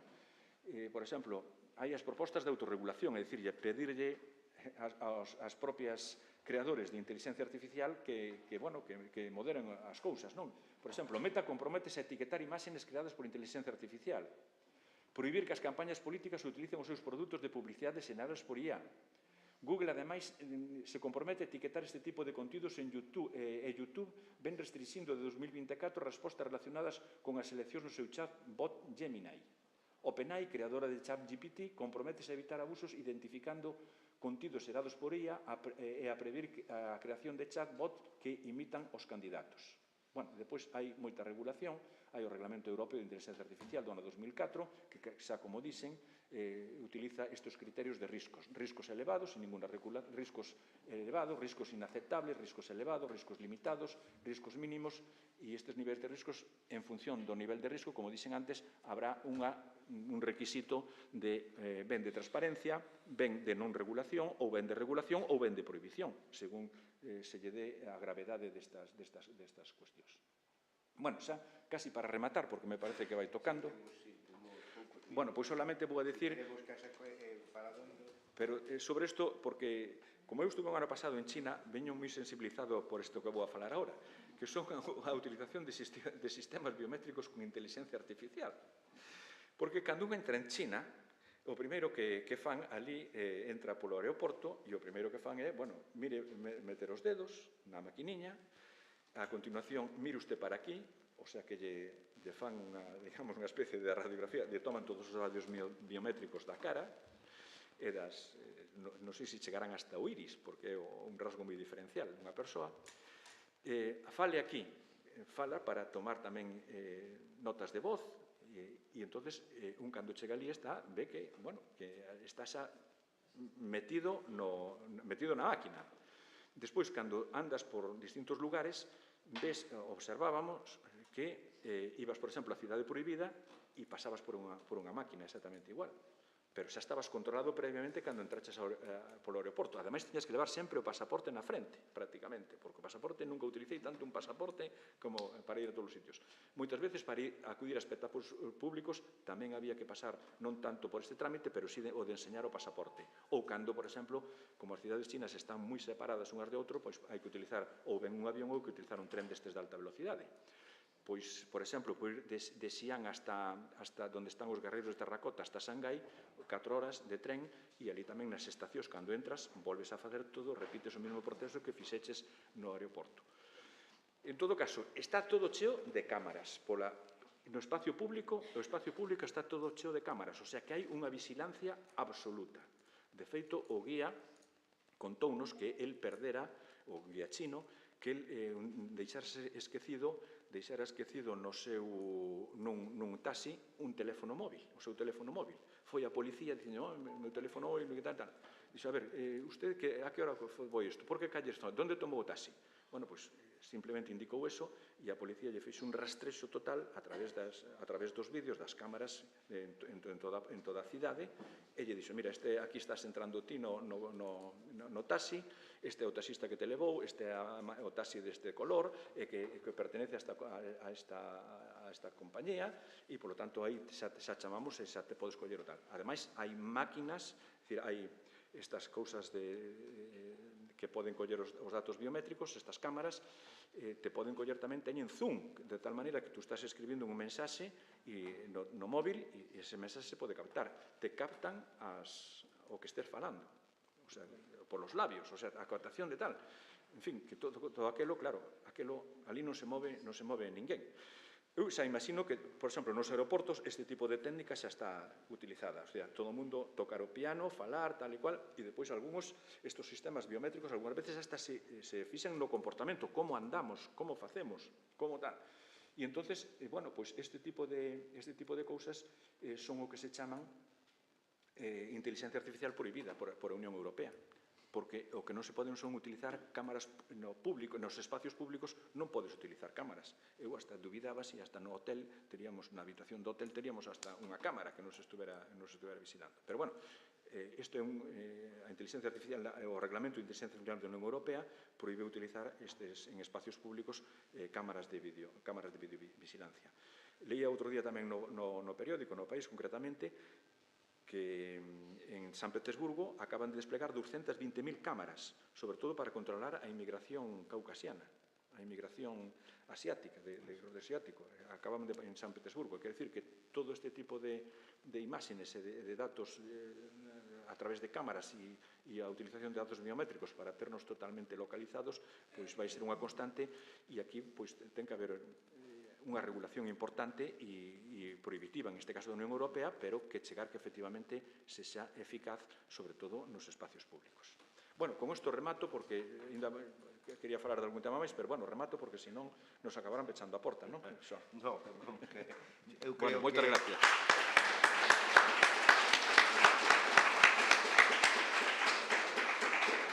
A min constame que había algún outro tema e había algúns contidos que Carlos ainda tiña que desenvolver e o mellor temos o mellor a posibilidade, non? De que poidan xurdir no faladoiro, pero, bueno, que eu creo que o máis importante é poder agora respostar as vosas preguntas, non? Entón, abrimos unha quenda para poder preguntar, para que poidades preguntarlle a Carlos pois as vosas dúbidas, porque realmente a intervención hai unha grandísima cantidade de contidos aquí, fake news, posverdade, desinformación, información errónea, os sistemas biométricos con inteligencia artificial, plataformas de internet, desinformación. Quenda de preguntas. Sí. Boas tardes, me ha encantado a conferencia. Quería preguntar ¿quién controla a la IA? Es decir, ¿lo que vemos en la IA al 100% es verdad o puede ser manipulada a sabiendas? Por ejemplo, a Wikipedia, que se utiliza frecuentemente, sabemos que alguien mete un término, Letonia, país, pin, pin, pin, y un control, que puede ser pues, una autoridad en geografía o tal, dice, es correcto, pero a veces ese control no sabemos quién es. Es decir, la Wikipedia es una cosa que no está al 100% comprobada y la damos como tal. ¿Puede pasar algo parecido con la IA? Es decir, ¿la IA nos puede mentir a sabiendas? Sin duda, pero vamos a ver... Por estar manipulada, por ejemplo, por estados. Sí, vamos a ver. A IA son Big Data, o sea, grandes datos, que se recollen nunha base de datos inmensa. A continuación, esos datos son tratados por un algoritmo matemático. Ese algoritmo matemático despois dá unhas predicións en función do que se lle preguntou. Predictiva, a IA predictiva. Hai un caso que non poden falar del, un caso que utiliza a xusticia norteamericana, que é o que se chama un sistema que se chama COMPAS, de inteligencia artificial. Ese sistema COMPAS a xusticia utiliza para que un xuez poida decretar a liberdade provisional de unha persoa mentras está á espera de xuicio. Pero lle pregunta a ese sistema COMPAS de inteligencia artificial, lle pregunta si efectivamente que lle dé a predicción. Este sistema, lle podo dar a liberdade, se lle pode dar a liberdade provisional a este señor me espere xuicio para que non cometa delitos ou para que no seu día se presente ante a xusticia. Bueno, pois resultou que con ese sistema COMPAS o individuo que se lle vai a afectar a medida ten que contestar a 137 preguntas. Aí se lle pregunta por todo, usted onde vive, de que barrio es, usted usa armas, se drogou alguna vez, que compañías tiene, tuvo usted alguna vez interacción con la policía en algún mundo, fue denunciado, tiene antecedentes penales, o sea, 137 preguntas e lle conta toda a súa vida. Bueno, pois resultou que os que daban, según ese sistema, máis posibilidade de sustraerse a acción da xusticia, de non comparecer o día de xuicio ou de reiterar delitos, era a población afroamericana. Ningún blanco deu ese peligro. Que significa eso? Que o sistema estaba sesgado, ou como se di en galego, tiña sesgos raciais, ou nesgos raciais, ou eu prefiro o concepto portugués, preconceptos raciais. Entonces, se ti un sistema de inteligencia artificial o enches de lixo, o que che vai a dar é lixo. Eso é evidente, porque se o enches de presuicios raciais, de presuicios contra a inmigración, de presuicios co tal, o seu sistema algorítmico vai a dar predicios que están mediatizadas por eses sesgos. Por eso o Reglamento Europeo di que hai que crear sistemas de inteligencia artificial, primeiro, sistemas de caixa transparente, que non sean sistemas de caixa preta, pechados, que tú sepas efectivamente porque os algoritmos chegaron a esa conclusión. Por certo, neste sistema COMPAS houve un abogado que recurriu porque o seu cliente o mandaban a prisión, non lle daban a prisión provisional. E o tribunal lle dixo, bueno, o abogado quería saber en que razón se basaba o algoritmo para chegar a ese tipo de conclusións, facer ese tipo de predicción. Bueno, o tribunal dixe, bueno, es que o algoritmo simplemente dá unha orientación ao xuiz e, polo tanto, o xuiz, ao final, o que decide é unha persona humana. É unha tal, decide, polo tanto, non simplemente o xuiz pode telo como criterio orientativo, tal, bueno, pero ese sistema predictivo está vicente en Estados Unidos a día de hoxe, pero claro, está con sesgos raciais, con riesgos raciais, con prejuicios, con preconceptos. Entón, claro, se ti un sistema non o creas de maneira, digamos, con valores democráticos, con valores transparentes, con valores tal, e lle metes datos sesgados, con presuicios, pois ao final o que che sale vai a salir eso. Eso. Máis preguntas? Non sei, creo que non é tanto. Podía dicir unha cousinha só? Sí, pero aquí, por favor, primeiro, esperade polo micro, despois, por favor, se podedes decir o vosso nome, vale? Vale, Antonio. No, simplemente quería apuntar aí sobre o que acaba de dicir Carlos, que tamén eu acabo de sacar unha conclusión moi sinxela, que os blancos minten mellor. Sí, bueno, ou son favorecidos polo sistema, non? Bueno, que saben mentir mellor porque se tú nun sitio, en un ordenador, metes datos falsos, a conclusión sempre vai a ser, pois, en función dos datos que lle metas. Claro, claro. Porque isto de inteligencia artificial non é tan artificial, son todo datos. Claro. Si tú, a min que me gusta a filosofía, sempre me gustou, si tú partes de premisas erróneas, equivocadas, pois a conclusión sempre vai a ser en función das premisas de entrada. Eso eu aprendi no bachillerato. Despois fixen outra cousa, pero no bachillerato aprendín eso. Dos profesores de filosofía que tuve no meu tempo, cando estudiaba en Lugo, no Lucas Opusti. Bueno, xa non falo máis. Temos outra pregunta. Non sei se aquí podías contestar algo no sentido de se o regulamento europeo prevé precisamente medidas eficaces para evitar esa posibilidade de que mintan mellor. Non. O Reglamento Europeo que establece son medidas de transparencia e, polo tanto, que non existen sistemas de caixa preta que non se sabe porque os algoritmos chegan a determinadas conclusións e, polo tanto, é como foron, digamos, desenvolvidos esos algoritmos matemáticos para facer as prediccións correspondentes. Perfecto. Vamos moi ben no sentido de que marca desta casa. Por favor, preguntas concretas. Vamos moi ben hoxe. Supoño que o que faría, meu nome é Xavier, supoño que o que falaríamos agora sería de inteligencia artificial predictiva, non generativa. Non, predictiva. Eu teño unha cuestión sobre a autoría, que a mellor está un pouco fora disto, simplemente saber se a autoría, é dicir, a propiedade intelectual, é un dereito fundamental, é un dereito constitucional ou é un dereito humano. Relacionado coa data mining, e non sigo por aí, pero simplemente saber se é un dereito. Sí. Entraría no artigo 20 dentro destos, ao artigo 20, se reconocen e protegen os dereitos de a produción e creación literaria, artística, científica e técnica. Sería dereito fundamental. Entón, polo tanto, entraría aí. Sucede, podo poñer dous exemplos, porque ademais son exemplos reales. Por exemplo, en relación con isto, había unha película, aquí había unha serie en Galiga, unha serie sobre Laureano Nouviña. Como se chamaba? Fariña. Esa serie Fariña.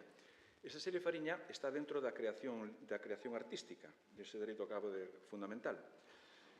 Pero un día Laureano Nouviña demandou os produtores da serie porque incluía unhas escenas de alcoba que considerou que ofendían a súa honra, a súa privacidade. E entonces a Audiencia Provincial de Pontevedra lle deu a razón.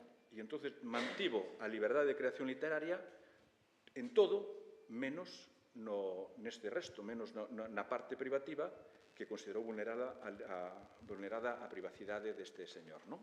E, polo tanto, esas escenas había que retiralas, non podía entrar neso. Tamén houve outro, pero que non chegou a concretarse, no caso daquel bretón que matara aos seus fillos. Aquel tamén parece que se escribira un libro, a Editorial Engrama, alguén escribira un libro que a Editorial Engrama pensaba editar, pero ao final desistiu porque se dixo que podía ofender a memoria da familia, a memoria dos fillos, destes rapaces e de todo eso, e creo que ao final non se publicou, pero xa había ameazas de ir contra isto. Por lo tanto, estes dereitos fundamentais tamén teñen o límite que dixemos non son absolutos, senón que tamén están condicionados por o contexto en cada momento de que poden ofender a honra e a privacidade, outros dereitos fundamentales, como en este caso é a honra e a privacidade das persoas, non? Remato, eu solamente un comentario sobre o sesgo. O sesgo existe cando os datos son errados. É dicir, eu lembro que cando eu traballaba no Departamento de Pediatría xa hai moitos anos, nos 80, certas enfermedades infantís estaban reguladas por parámetros americanos, porque aquí non había factores de normalidade.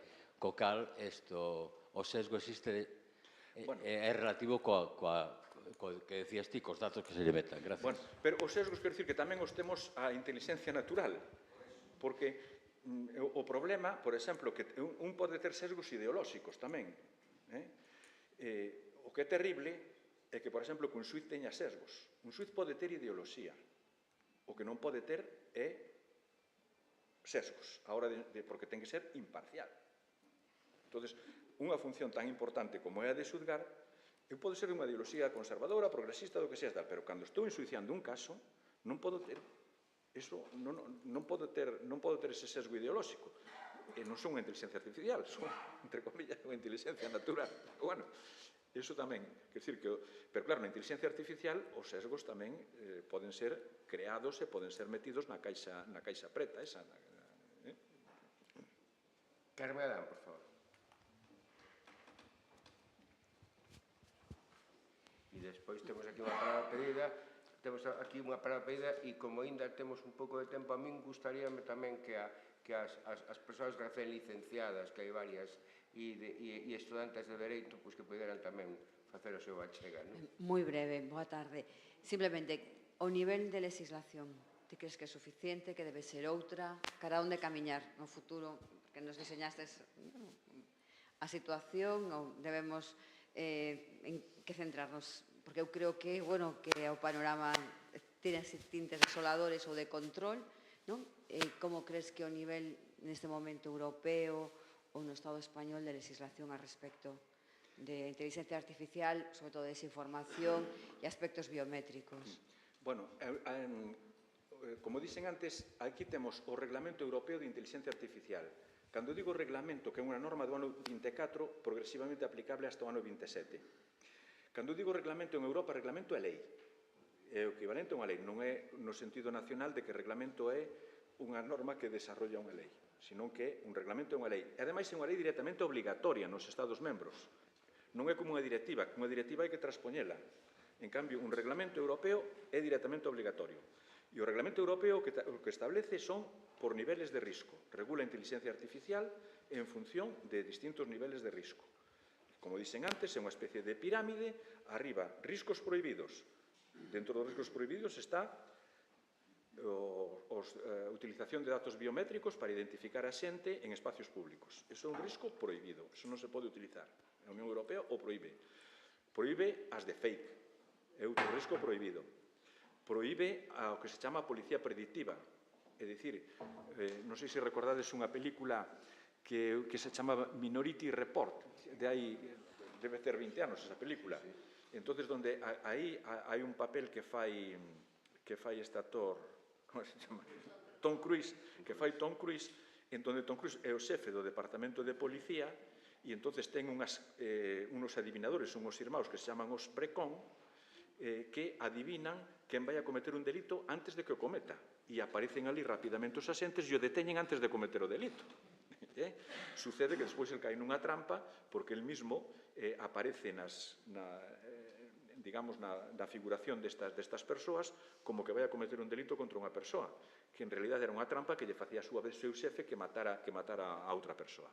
Bueno, esa policía predictiva, eses temas de policía predictiva de deterte antes de que cometas o delito porque hai unha inteligencia artificial que dixo que eras susceptible de cometer ese delito, utilizouse en algún momento en Estados Unidos e apareceron aí, traía aí hasta o nome de unha persoa, un negro, que lle apareceron na súa casa, unha persoa de raza negra, que lle apareceron na súa casa e a policía debemos a detener porque sale en nuestro sistema predictivo que vas a cometer un delito. Dice, pero xa nunca fixen nada, eu son unha persoa de edad. Entón, ese tipo de cousas está prohibidas, esa policía predictiva está prohibida. Os sistemas de Tamén están prohibidos os sistemas destos de premio social, é dicir, de comportamento social, que se utilizan en China. O sea, se ti eres un bo cidadán, porque donas sangue, porque conduces de maneira, non de maneira imprudente, pois te portas ben, non creaches nunca ningún conflito, ningún lío, os sistemas de comportamento social pois tamén te van a premiar. Vas a ter prioridade pois para sacar un bono de autobús, vas a ter prioridade para unha atención médica, vas a ter prioridade para conseguir un préstamo bancario e tal. Esas cousas de premio social están tamén prohibidas por o reglamento europeo. O sea, son cousas... O sea, que sucede? Que a Unión Europea é moi reglamentista, pero de repente te topas co outro lugar do mundo, outro lugar tecnolóxico como Estados Unidos, donde é todo o contrario. De feito, Trump amenazou a Unión Europea, por exemplo, con Google, porque non quere que lle poña as tasas, e amenazou con poñer uns aranceles complementarios si seguía por esta teima, digamos, regulatoria, porque non quere que exista esa filosofía neoliberal de que non haxa regulación en absoluto. E, polo tanto, non sei se a Unión Europea dará soportado este pulso, porque hai algúns que xa non soportou, que sabemos que foi vencida. E entón me parece que pode ser. Esas son as dúas partes regulatorias, donde a Unión Europea moi reguladora, con moito detalle, e a Unión Europea e Estados Unidos que non quere absolutamente na regulación e que non quere que a Unión Europea lle este regulando todas estas tecnoloxías que Estados Unidos vende a todo o mundo.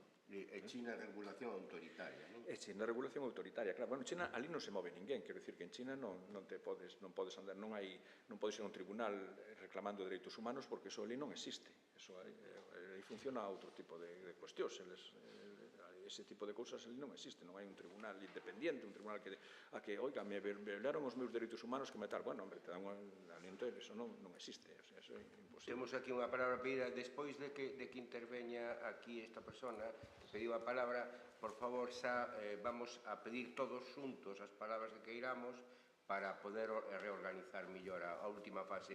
E, por favor, que ainda temos marxe para máis preguntas, por favor. Bueno, eu chamo Emilio e debe ser por un efecto telepático, porque a pregunta que lle iba a facer prácticamente coincide coa anterior, non? Eu queria preguntar a un técnico do mundo jurídico como é vostede, que opina sobre o regulamento deste tipo de cousas que estamos falando da IA no ordenamento xurídico español, non? Porque, evidentemente, aínda que a normativa europea sexa moi completa, eu acho que os propios xueces deben ter grandes dificultades se se presentan casos prácticos moi puntuais e que se escapen un pouco das generalidades, quero falar de xueces españoles, non? Para salir do paso, non? Entón, a pregunta que lle fago é moi puntual. Poderexe pensar, aparte dese proxecto de lei orgánica de que se falou e tal, que para mí considero que é insuficiente, poder ser insuficiente, poderexe pensar no futuro nunha hipotética modificación constitucional de incluir algo a este respecto, porque non creo que haxa ningún problema que sexa incompatible coa legislación europea, incluir algunha referencia a este tipo de cousas. E non sei se no dereito comparado, neste caso, referiríame ao caso típico que é a lei constitucional de Bonn, ao mellor se poidera servir de punto de partida para que outras legislacións, igual que fan algúns estados americanos, foran incluindo, al fin, algún tipo de modificación sobre este tipo de cousas, según casuísmo que se vaya plantexando e tal. Cal é a súa opinión ao respecto? Moitas gracias. Bueno, eu creo que, vamos a ver, dado que estas materias están moi ben reguladas intensamente, ademais, pola Unión Europea, porque hai, aparte do reglamento este de inteligencia artificial, ten a lei de servicios digitales, o DSA, que se chama por as iniciais en inglés, en donde isto está moi ben regulado. Como son regulamentos directamente... E o regulamento de protección de datos tamén. O regulamento de protección de datos, a privacidade, por exemplo, os datos tal... Iso está todo xa, ten ademais rango de reglamento, por tanto, directamente aplicables nos Estados membros, e calquer regulación que faga España neste sentido sempre vai estar basada en estas disposicións. Por tanto, vai estar a legalidade española vai ser moi mimética do que establezcan a regulación europea. E, sobre todo, nun contexto, ademais, de choque político, como hai neste momento, para que quen leve eso ao Parlamento non sexa tildado de autoritario ou de que aproveita non sei canto tal. Non, mire, que isto xa está regulado na Unión Europea, está no reglamento e, polo tanto, o que facemos aquí é unha lei nacional, pero seguindo as pautas que nos establece a legislación europea. E, entón, se non vas a ter... Xa, dubido, tal como está o panorama político a hora de sacar leis, pois que terá certas dificultades, incluso, nese sentido, non? Ben, máis preguntas agora, por favor, todas xuntas. Nuria, aí, máis preguntas? Temos algunha pregunta máis posible? Ninguna máis. Temos dúas palabras pedidas. Temos ali a Nuria e aquí a esta persoa de aquí despois e ninguna máis. Por certo, antes de que me esqueza, a presidenta do Consello da Cultura, por favor, vos roga que tiña tarefas importantes que cumplir e non pudo quedar como quixera quedar ata o final da actividade, ata o final do faladorio. Disculpade, por favor, no seu nome. Sí. Eu, se pode ser, tiña dúas cuestións que formular. En primeiro lugar, tiña curiosidade por saber cal é a súa opinión acerca da actual regulación cando falamos de algoritmos de caixa negra, sobre todo tendo en conta que cada vez estes algoritmos ou incluso os que son transparentes fanse máis complexos debido tamén á aprendizaxe automática. En segundo lugar, tamén me gustaría saber cal é a súa opinión acerca da implantación de sistemas como Compas, é dicir, de auxilio xudicial no ámbito español, xa que algúns din que isto podería favorecer a axilidade dos procesos, mentres que outros din que, claro, que os sesgos son claros, aínda que, bueno, poderíase abogar por auditorías dos algoritmos ou, quizáis, por crear un algoritmo público. Grazas. O tema da caixa negra, non? Sí. Vamos a ver, a regulación europea é transparencia, o principio de transparencia. Por lo tanto, os sistemas de caixa negra, en principio, considera que non son transparentes. E, por lo tanto, calquer predición que salga de algoritmos de caixa negra que non se sabe de onde veñen, pois non se considerará, non é de fiar. Se considera que non vai ser de fiar. E, por lo tanto, curiosamente, cando houve nestes que utilizamos nós, que temos nos móviles todos, hai un que se chama DSIP, me parece, que é o chino, que eu teño tamén no móvil, DSIP. Bueno, pois este DSIP, que ademais produjo gran convulsión cos sistemas americanos, que eran sistemas de caixa pechada, e este DSIP apareceu, primeiro, moito máis barato, desde o punto de vista tecnolóxico, millor desde o punto de vista tecnolóxico, e ademais con un sistema de caixa aberta. O sea, que souberas que as decisións dos seus algoritmos e as prediccións que se fan a partir deles, pois están basadas en que están basadas. Son sistemas de caixa... E os chinos venderon eso como un sistema de caixa aberta. Nós non queremos este sistema, frente ao sistema americano, vamos a utilizar sistemas de caixa aberta. Entonces, iso é fundamental porque senón non te podes fiar. Se non hai un sistema de caixa aberta, non sabes por que chega ás conclusións que decíamos antes. O sistema Compas non é un sistema de caixa aberta, é un sistema pechado, é un sistema de caixa negra, que se chama, de caixa preta, porque non se sabe as conclusións dos seus algoritmos. O que pasa, como dicía este abogado ao que me referín eu, cando recurre esa decisión, quere saber, oiga, pero por que o meu cliente resulta que é unha persoa que non comete delitos, que non tal, ou manda usted a prisión provisional por o algoritmo e tal. Quero saber en que se basa esa decisión, porque senón, pois como é un sistema de caixa negra non lle podo decir nada, lle contestou o tribunal. E aparte que é orientativo. Entón, claro, ese tipo de sistemas non nos podemos admitir. E despois, en todo caso, calquer predicción de unha inteligencia artificial ten que ser supervisada, n'última instancia, por unha persona humana. É dicir, non pode haber esa figura do suid robot, eso non pode existir. Esa figura non pode existir, é dicir, ten que ser sempre supervisión humana. Ao final de calquer predicción, supervisión humana. Ao final, por exemplo, como o sistema este de Vigen que se utiliza na violencia de xénero.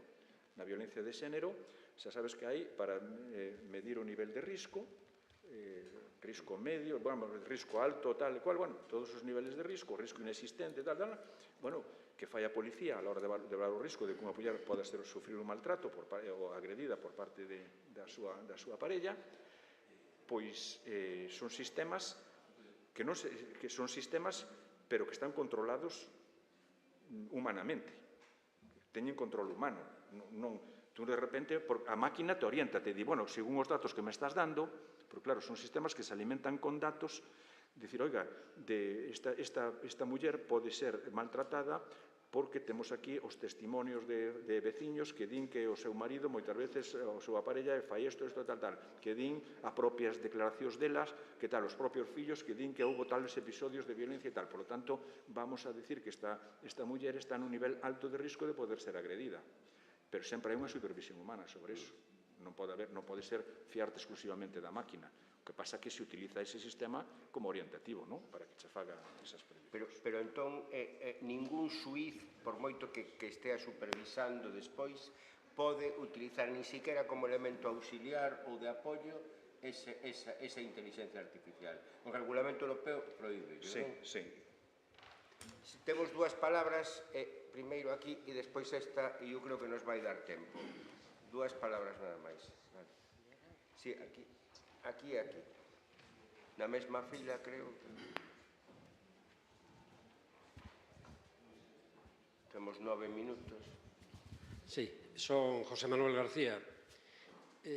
Vamos a ver, eu creo que este sistema, todo este tema da aceptación das fake news ven derivado da veneración por a letra escrita.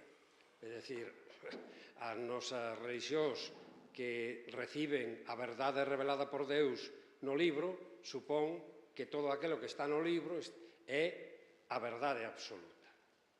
Sabemos que as maiores mentiras se reflexaron por escrito en libros. Que sucede? Que agora estamos falando... Vostede fala de regulación. Eu coido que contra un sistema técnico que evolucionou, é dicir, das mentiras nos libros, das mentiras do abogado que che inventa unha sentencia, tiñas que ir ao Aranzadi para ver que esa sentencia non existía. Da Guerra dos Mundos de Orson Welles. Isto evolucionou. Como evolucionou? Con medios técnicos que permiten a modificación moi superior a que facía Photoshop ou a modificación dos vídeos ou dos audios. Entón, creo que, na miña opinión, creo que a resposta non pode ser unha resposta reguladora. Vamos, non pode ser, pode haber unha regulación, pero a resposta non me vai a defender a min. A min o que me defende dun tiro é un chaleco antibalas. Por moita legislación que poña que está prohibido matar e demais. Se non teño un chaleco antibalas, vanme matar. Ou non teño un blindaxe.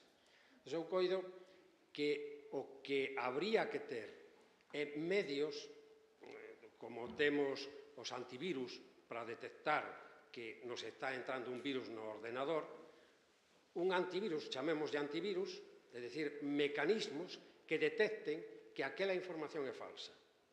Eu creo que é o único xeito de saber se eu, cando leo o móvil, estou ante unha información falsa ou non, por moita regulación que faga... No, ter un mecanismo tecnolóxico que poida identificar. É dicir, evidente. Eso sí será posible. Vale. Eso será posible. De todas maneiras, quero dicir que a regulación moitas veces o que está regulado, pois, por moito que se regule, o dano está producido. Poñolle exemplo. Antes eu mencionaballe a Scarlett Johansson, esta que se queixaba. Claro, esta muller queixábase porque dice, bueno, por moita regulación que haxa, a min o daño xa me produciron, porque xa os meus vídeos, hai copias dos meus vídeos por todo o mundo, dos vídeos pornográficos, xa, e a miña avó por todo o mundo, como me reparas eso? Cando o daño... Unha deepfake montada a un político, e o político, como consecuencia dele, inventa unha historia e perde as eleccións, por eso.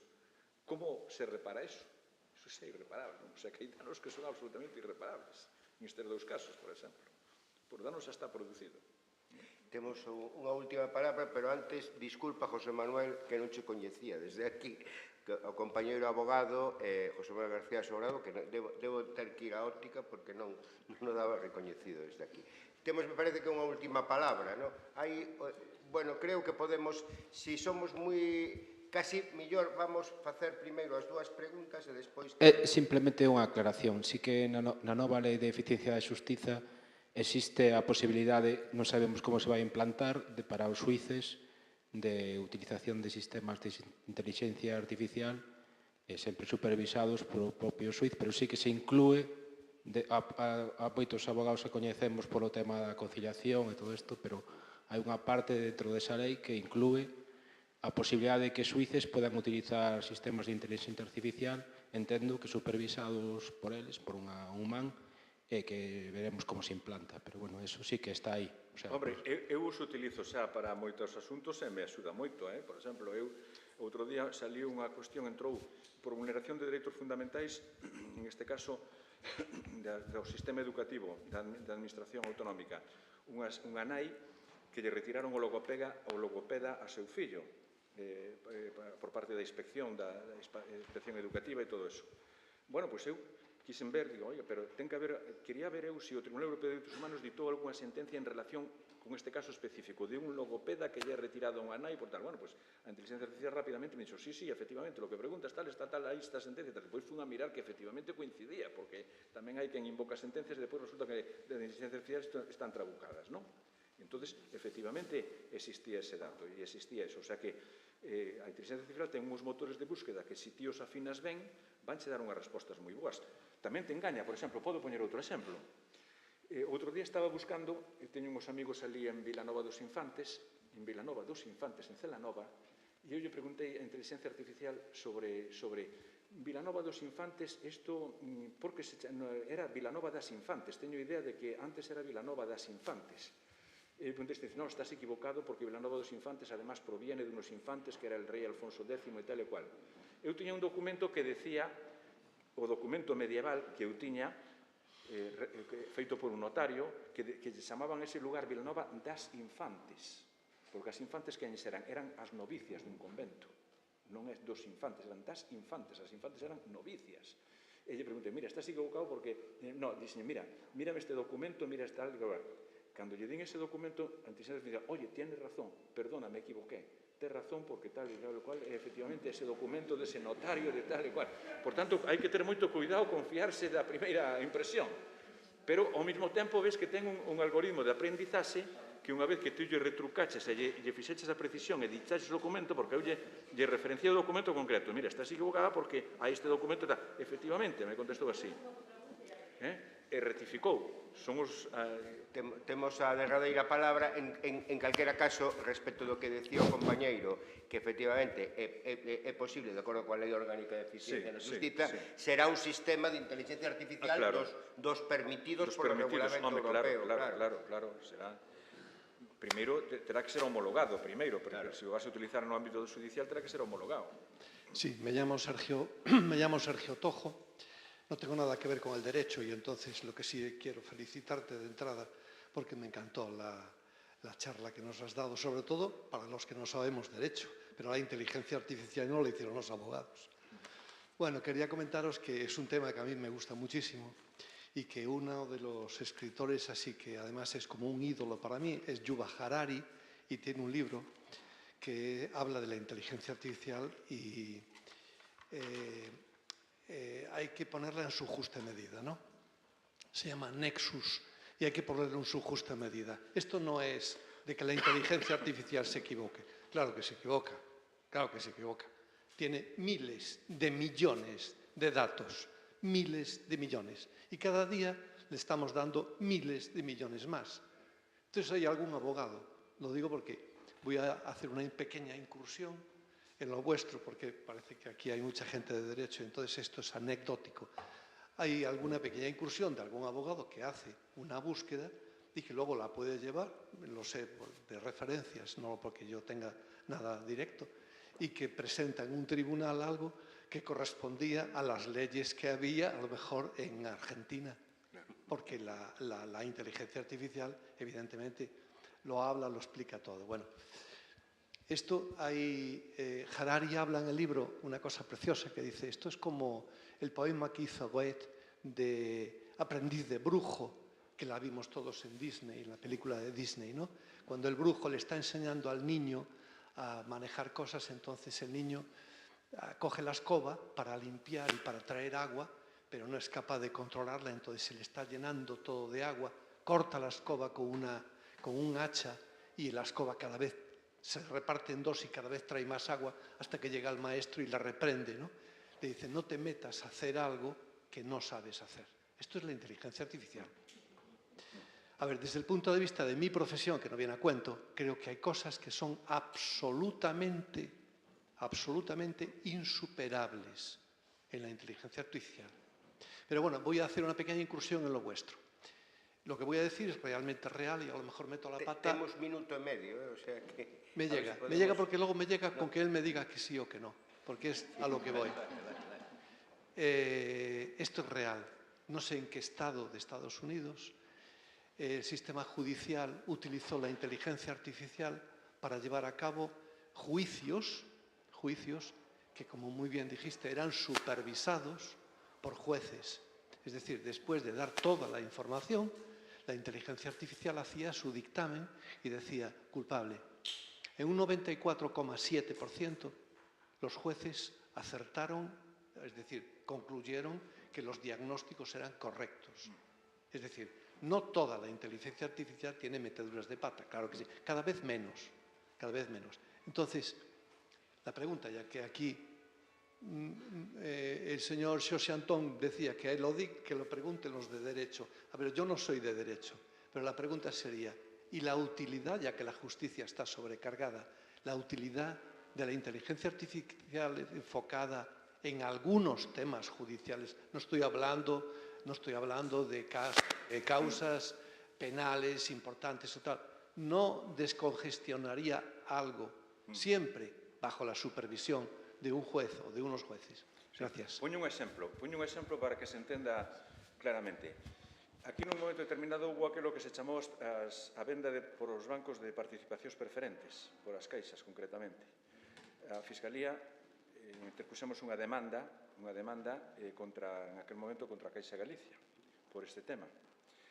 A demanda era unha demanda colectiva, é dicir, porque había 40.000 persoas en aquel momento identificamos na demanda afectadas por este tipo de produto tóxico bancario. Entón, cando isto chega a un tribunal, a un xuez, o xuez se asustou moitísimo porque dixo, pero, como vou a... Eu estou acostumbrado a que os pleitos sean uno contra uno, porque é como no dereito romano, el pleito de Ticio contra Callo, pero de repente me pones aquí a Fiscalía como demandante e 40.000 personas como demandadas. Como xestiono isto? Bueno, pois se tuviéramos en aquel momento a inteligencia artificial, tú a inteligencia artificial lle podes meter a demanda era por prácticas abusivas, por contratos que reflexaban prácticas bancarias abusivas. Entonces, lle podes meter 40.000 contratos, porque o xuez dicía, no, aquí hai que ver un por un, aquí hai que ver un por un, hai que ver un contrato por contrato, porque eu tengo que resolver contrato por contrato. Entonces, con inteligencia artificial, ti podes meter 40.000 contratos e porlle os parámetros correspondentes que digan, dime destos 40.000 contratos en cales hai prácticas abusivas consistentes en tal, tal, tal e tal. A inteligencia artificial en 5 minutos te di cales son os contratos que conteñen ese tipo de cláusulas, sin necesidade de que teñas que estar vendo un por un. O sea, por iso, en este sentido, nas cousas documentais e a inteligencia artificial vai ser unha gran axuda, pero estou poñendo documentos judiciais, pero podía ser no ámbito da medicina, podía ser en calquer outro ámbito, en donde te vai a analizar rapidamente miles de documentos e os vai a traer... Outro día probei incluso darlle a lectura dun libro. E, oye, dime este libro que será tal, dame 3-4 frases de resumen de que trata este libro. Pum, pum, pum, pum, pum. O sea, xa non fai falta nin ler o libro, porque xa dice, mire, este libro trata, o argumento deste libro é este, tal, a conclusión tal, tal, tal, tal. O sea, que a inteligencia vai acabar con moitas profesións. Eu creo que a de traductores vai ser unha delas, e ao mellor a de poetas tamén, pero bueno. A de poetas non, porque hai que... Cando tens que introducir algún elemento emotivo ou sentimental, solamente pode ser un humano. A inteligencia artificial non ten emocións. Pois rematou o noso tempo. De momento. Matou o tempo. Moitísimas gracias, Carlos, pola túa pedagogía, pola túa exposición didáctica, non? Demostrando que, efectivamente, quen coñece un tema e quen sabe explicalo, non? Moitísimas gracias a todos os que estades en streaming, os que ides consultar, os que viñestes e os que participastes desta maneira. Eu creo que saliunos un faladoiro riquísimo e a verdade unha mágoa de non termos media hora, unha hora e media máis. Moitas gracias a todos. Moi ben, gracias.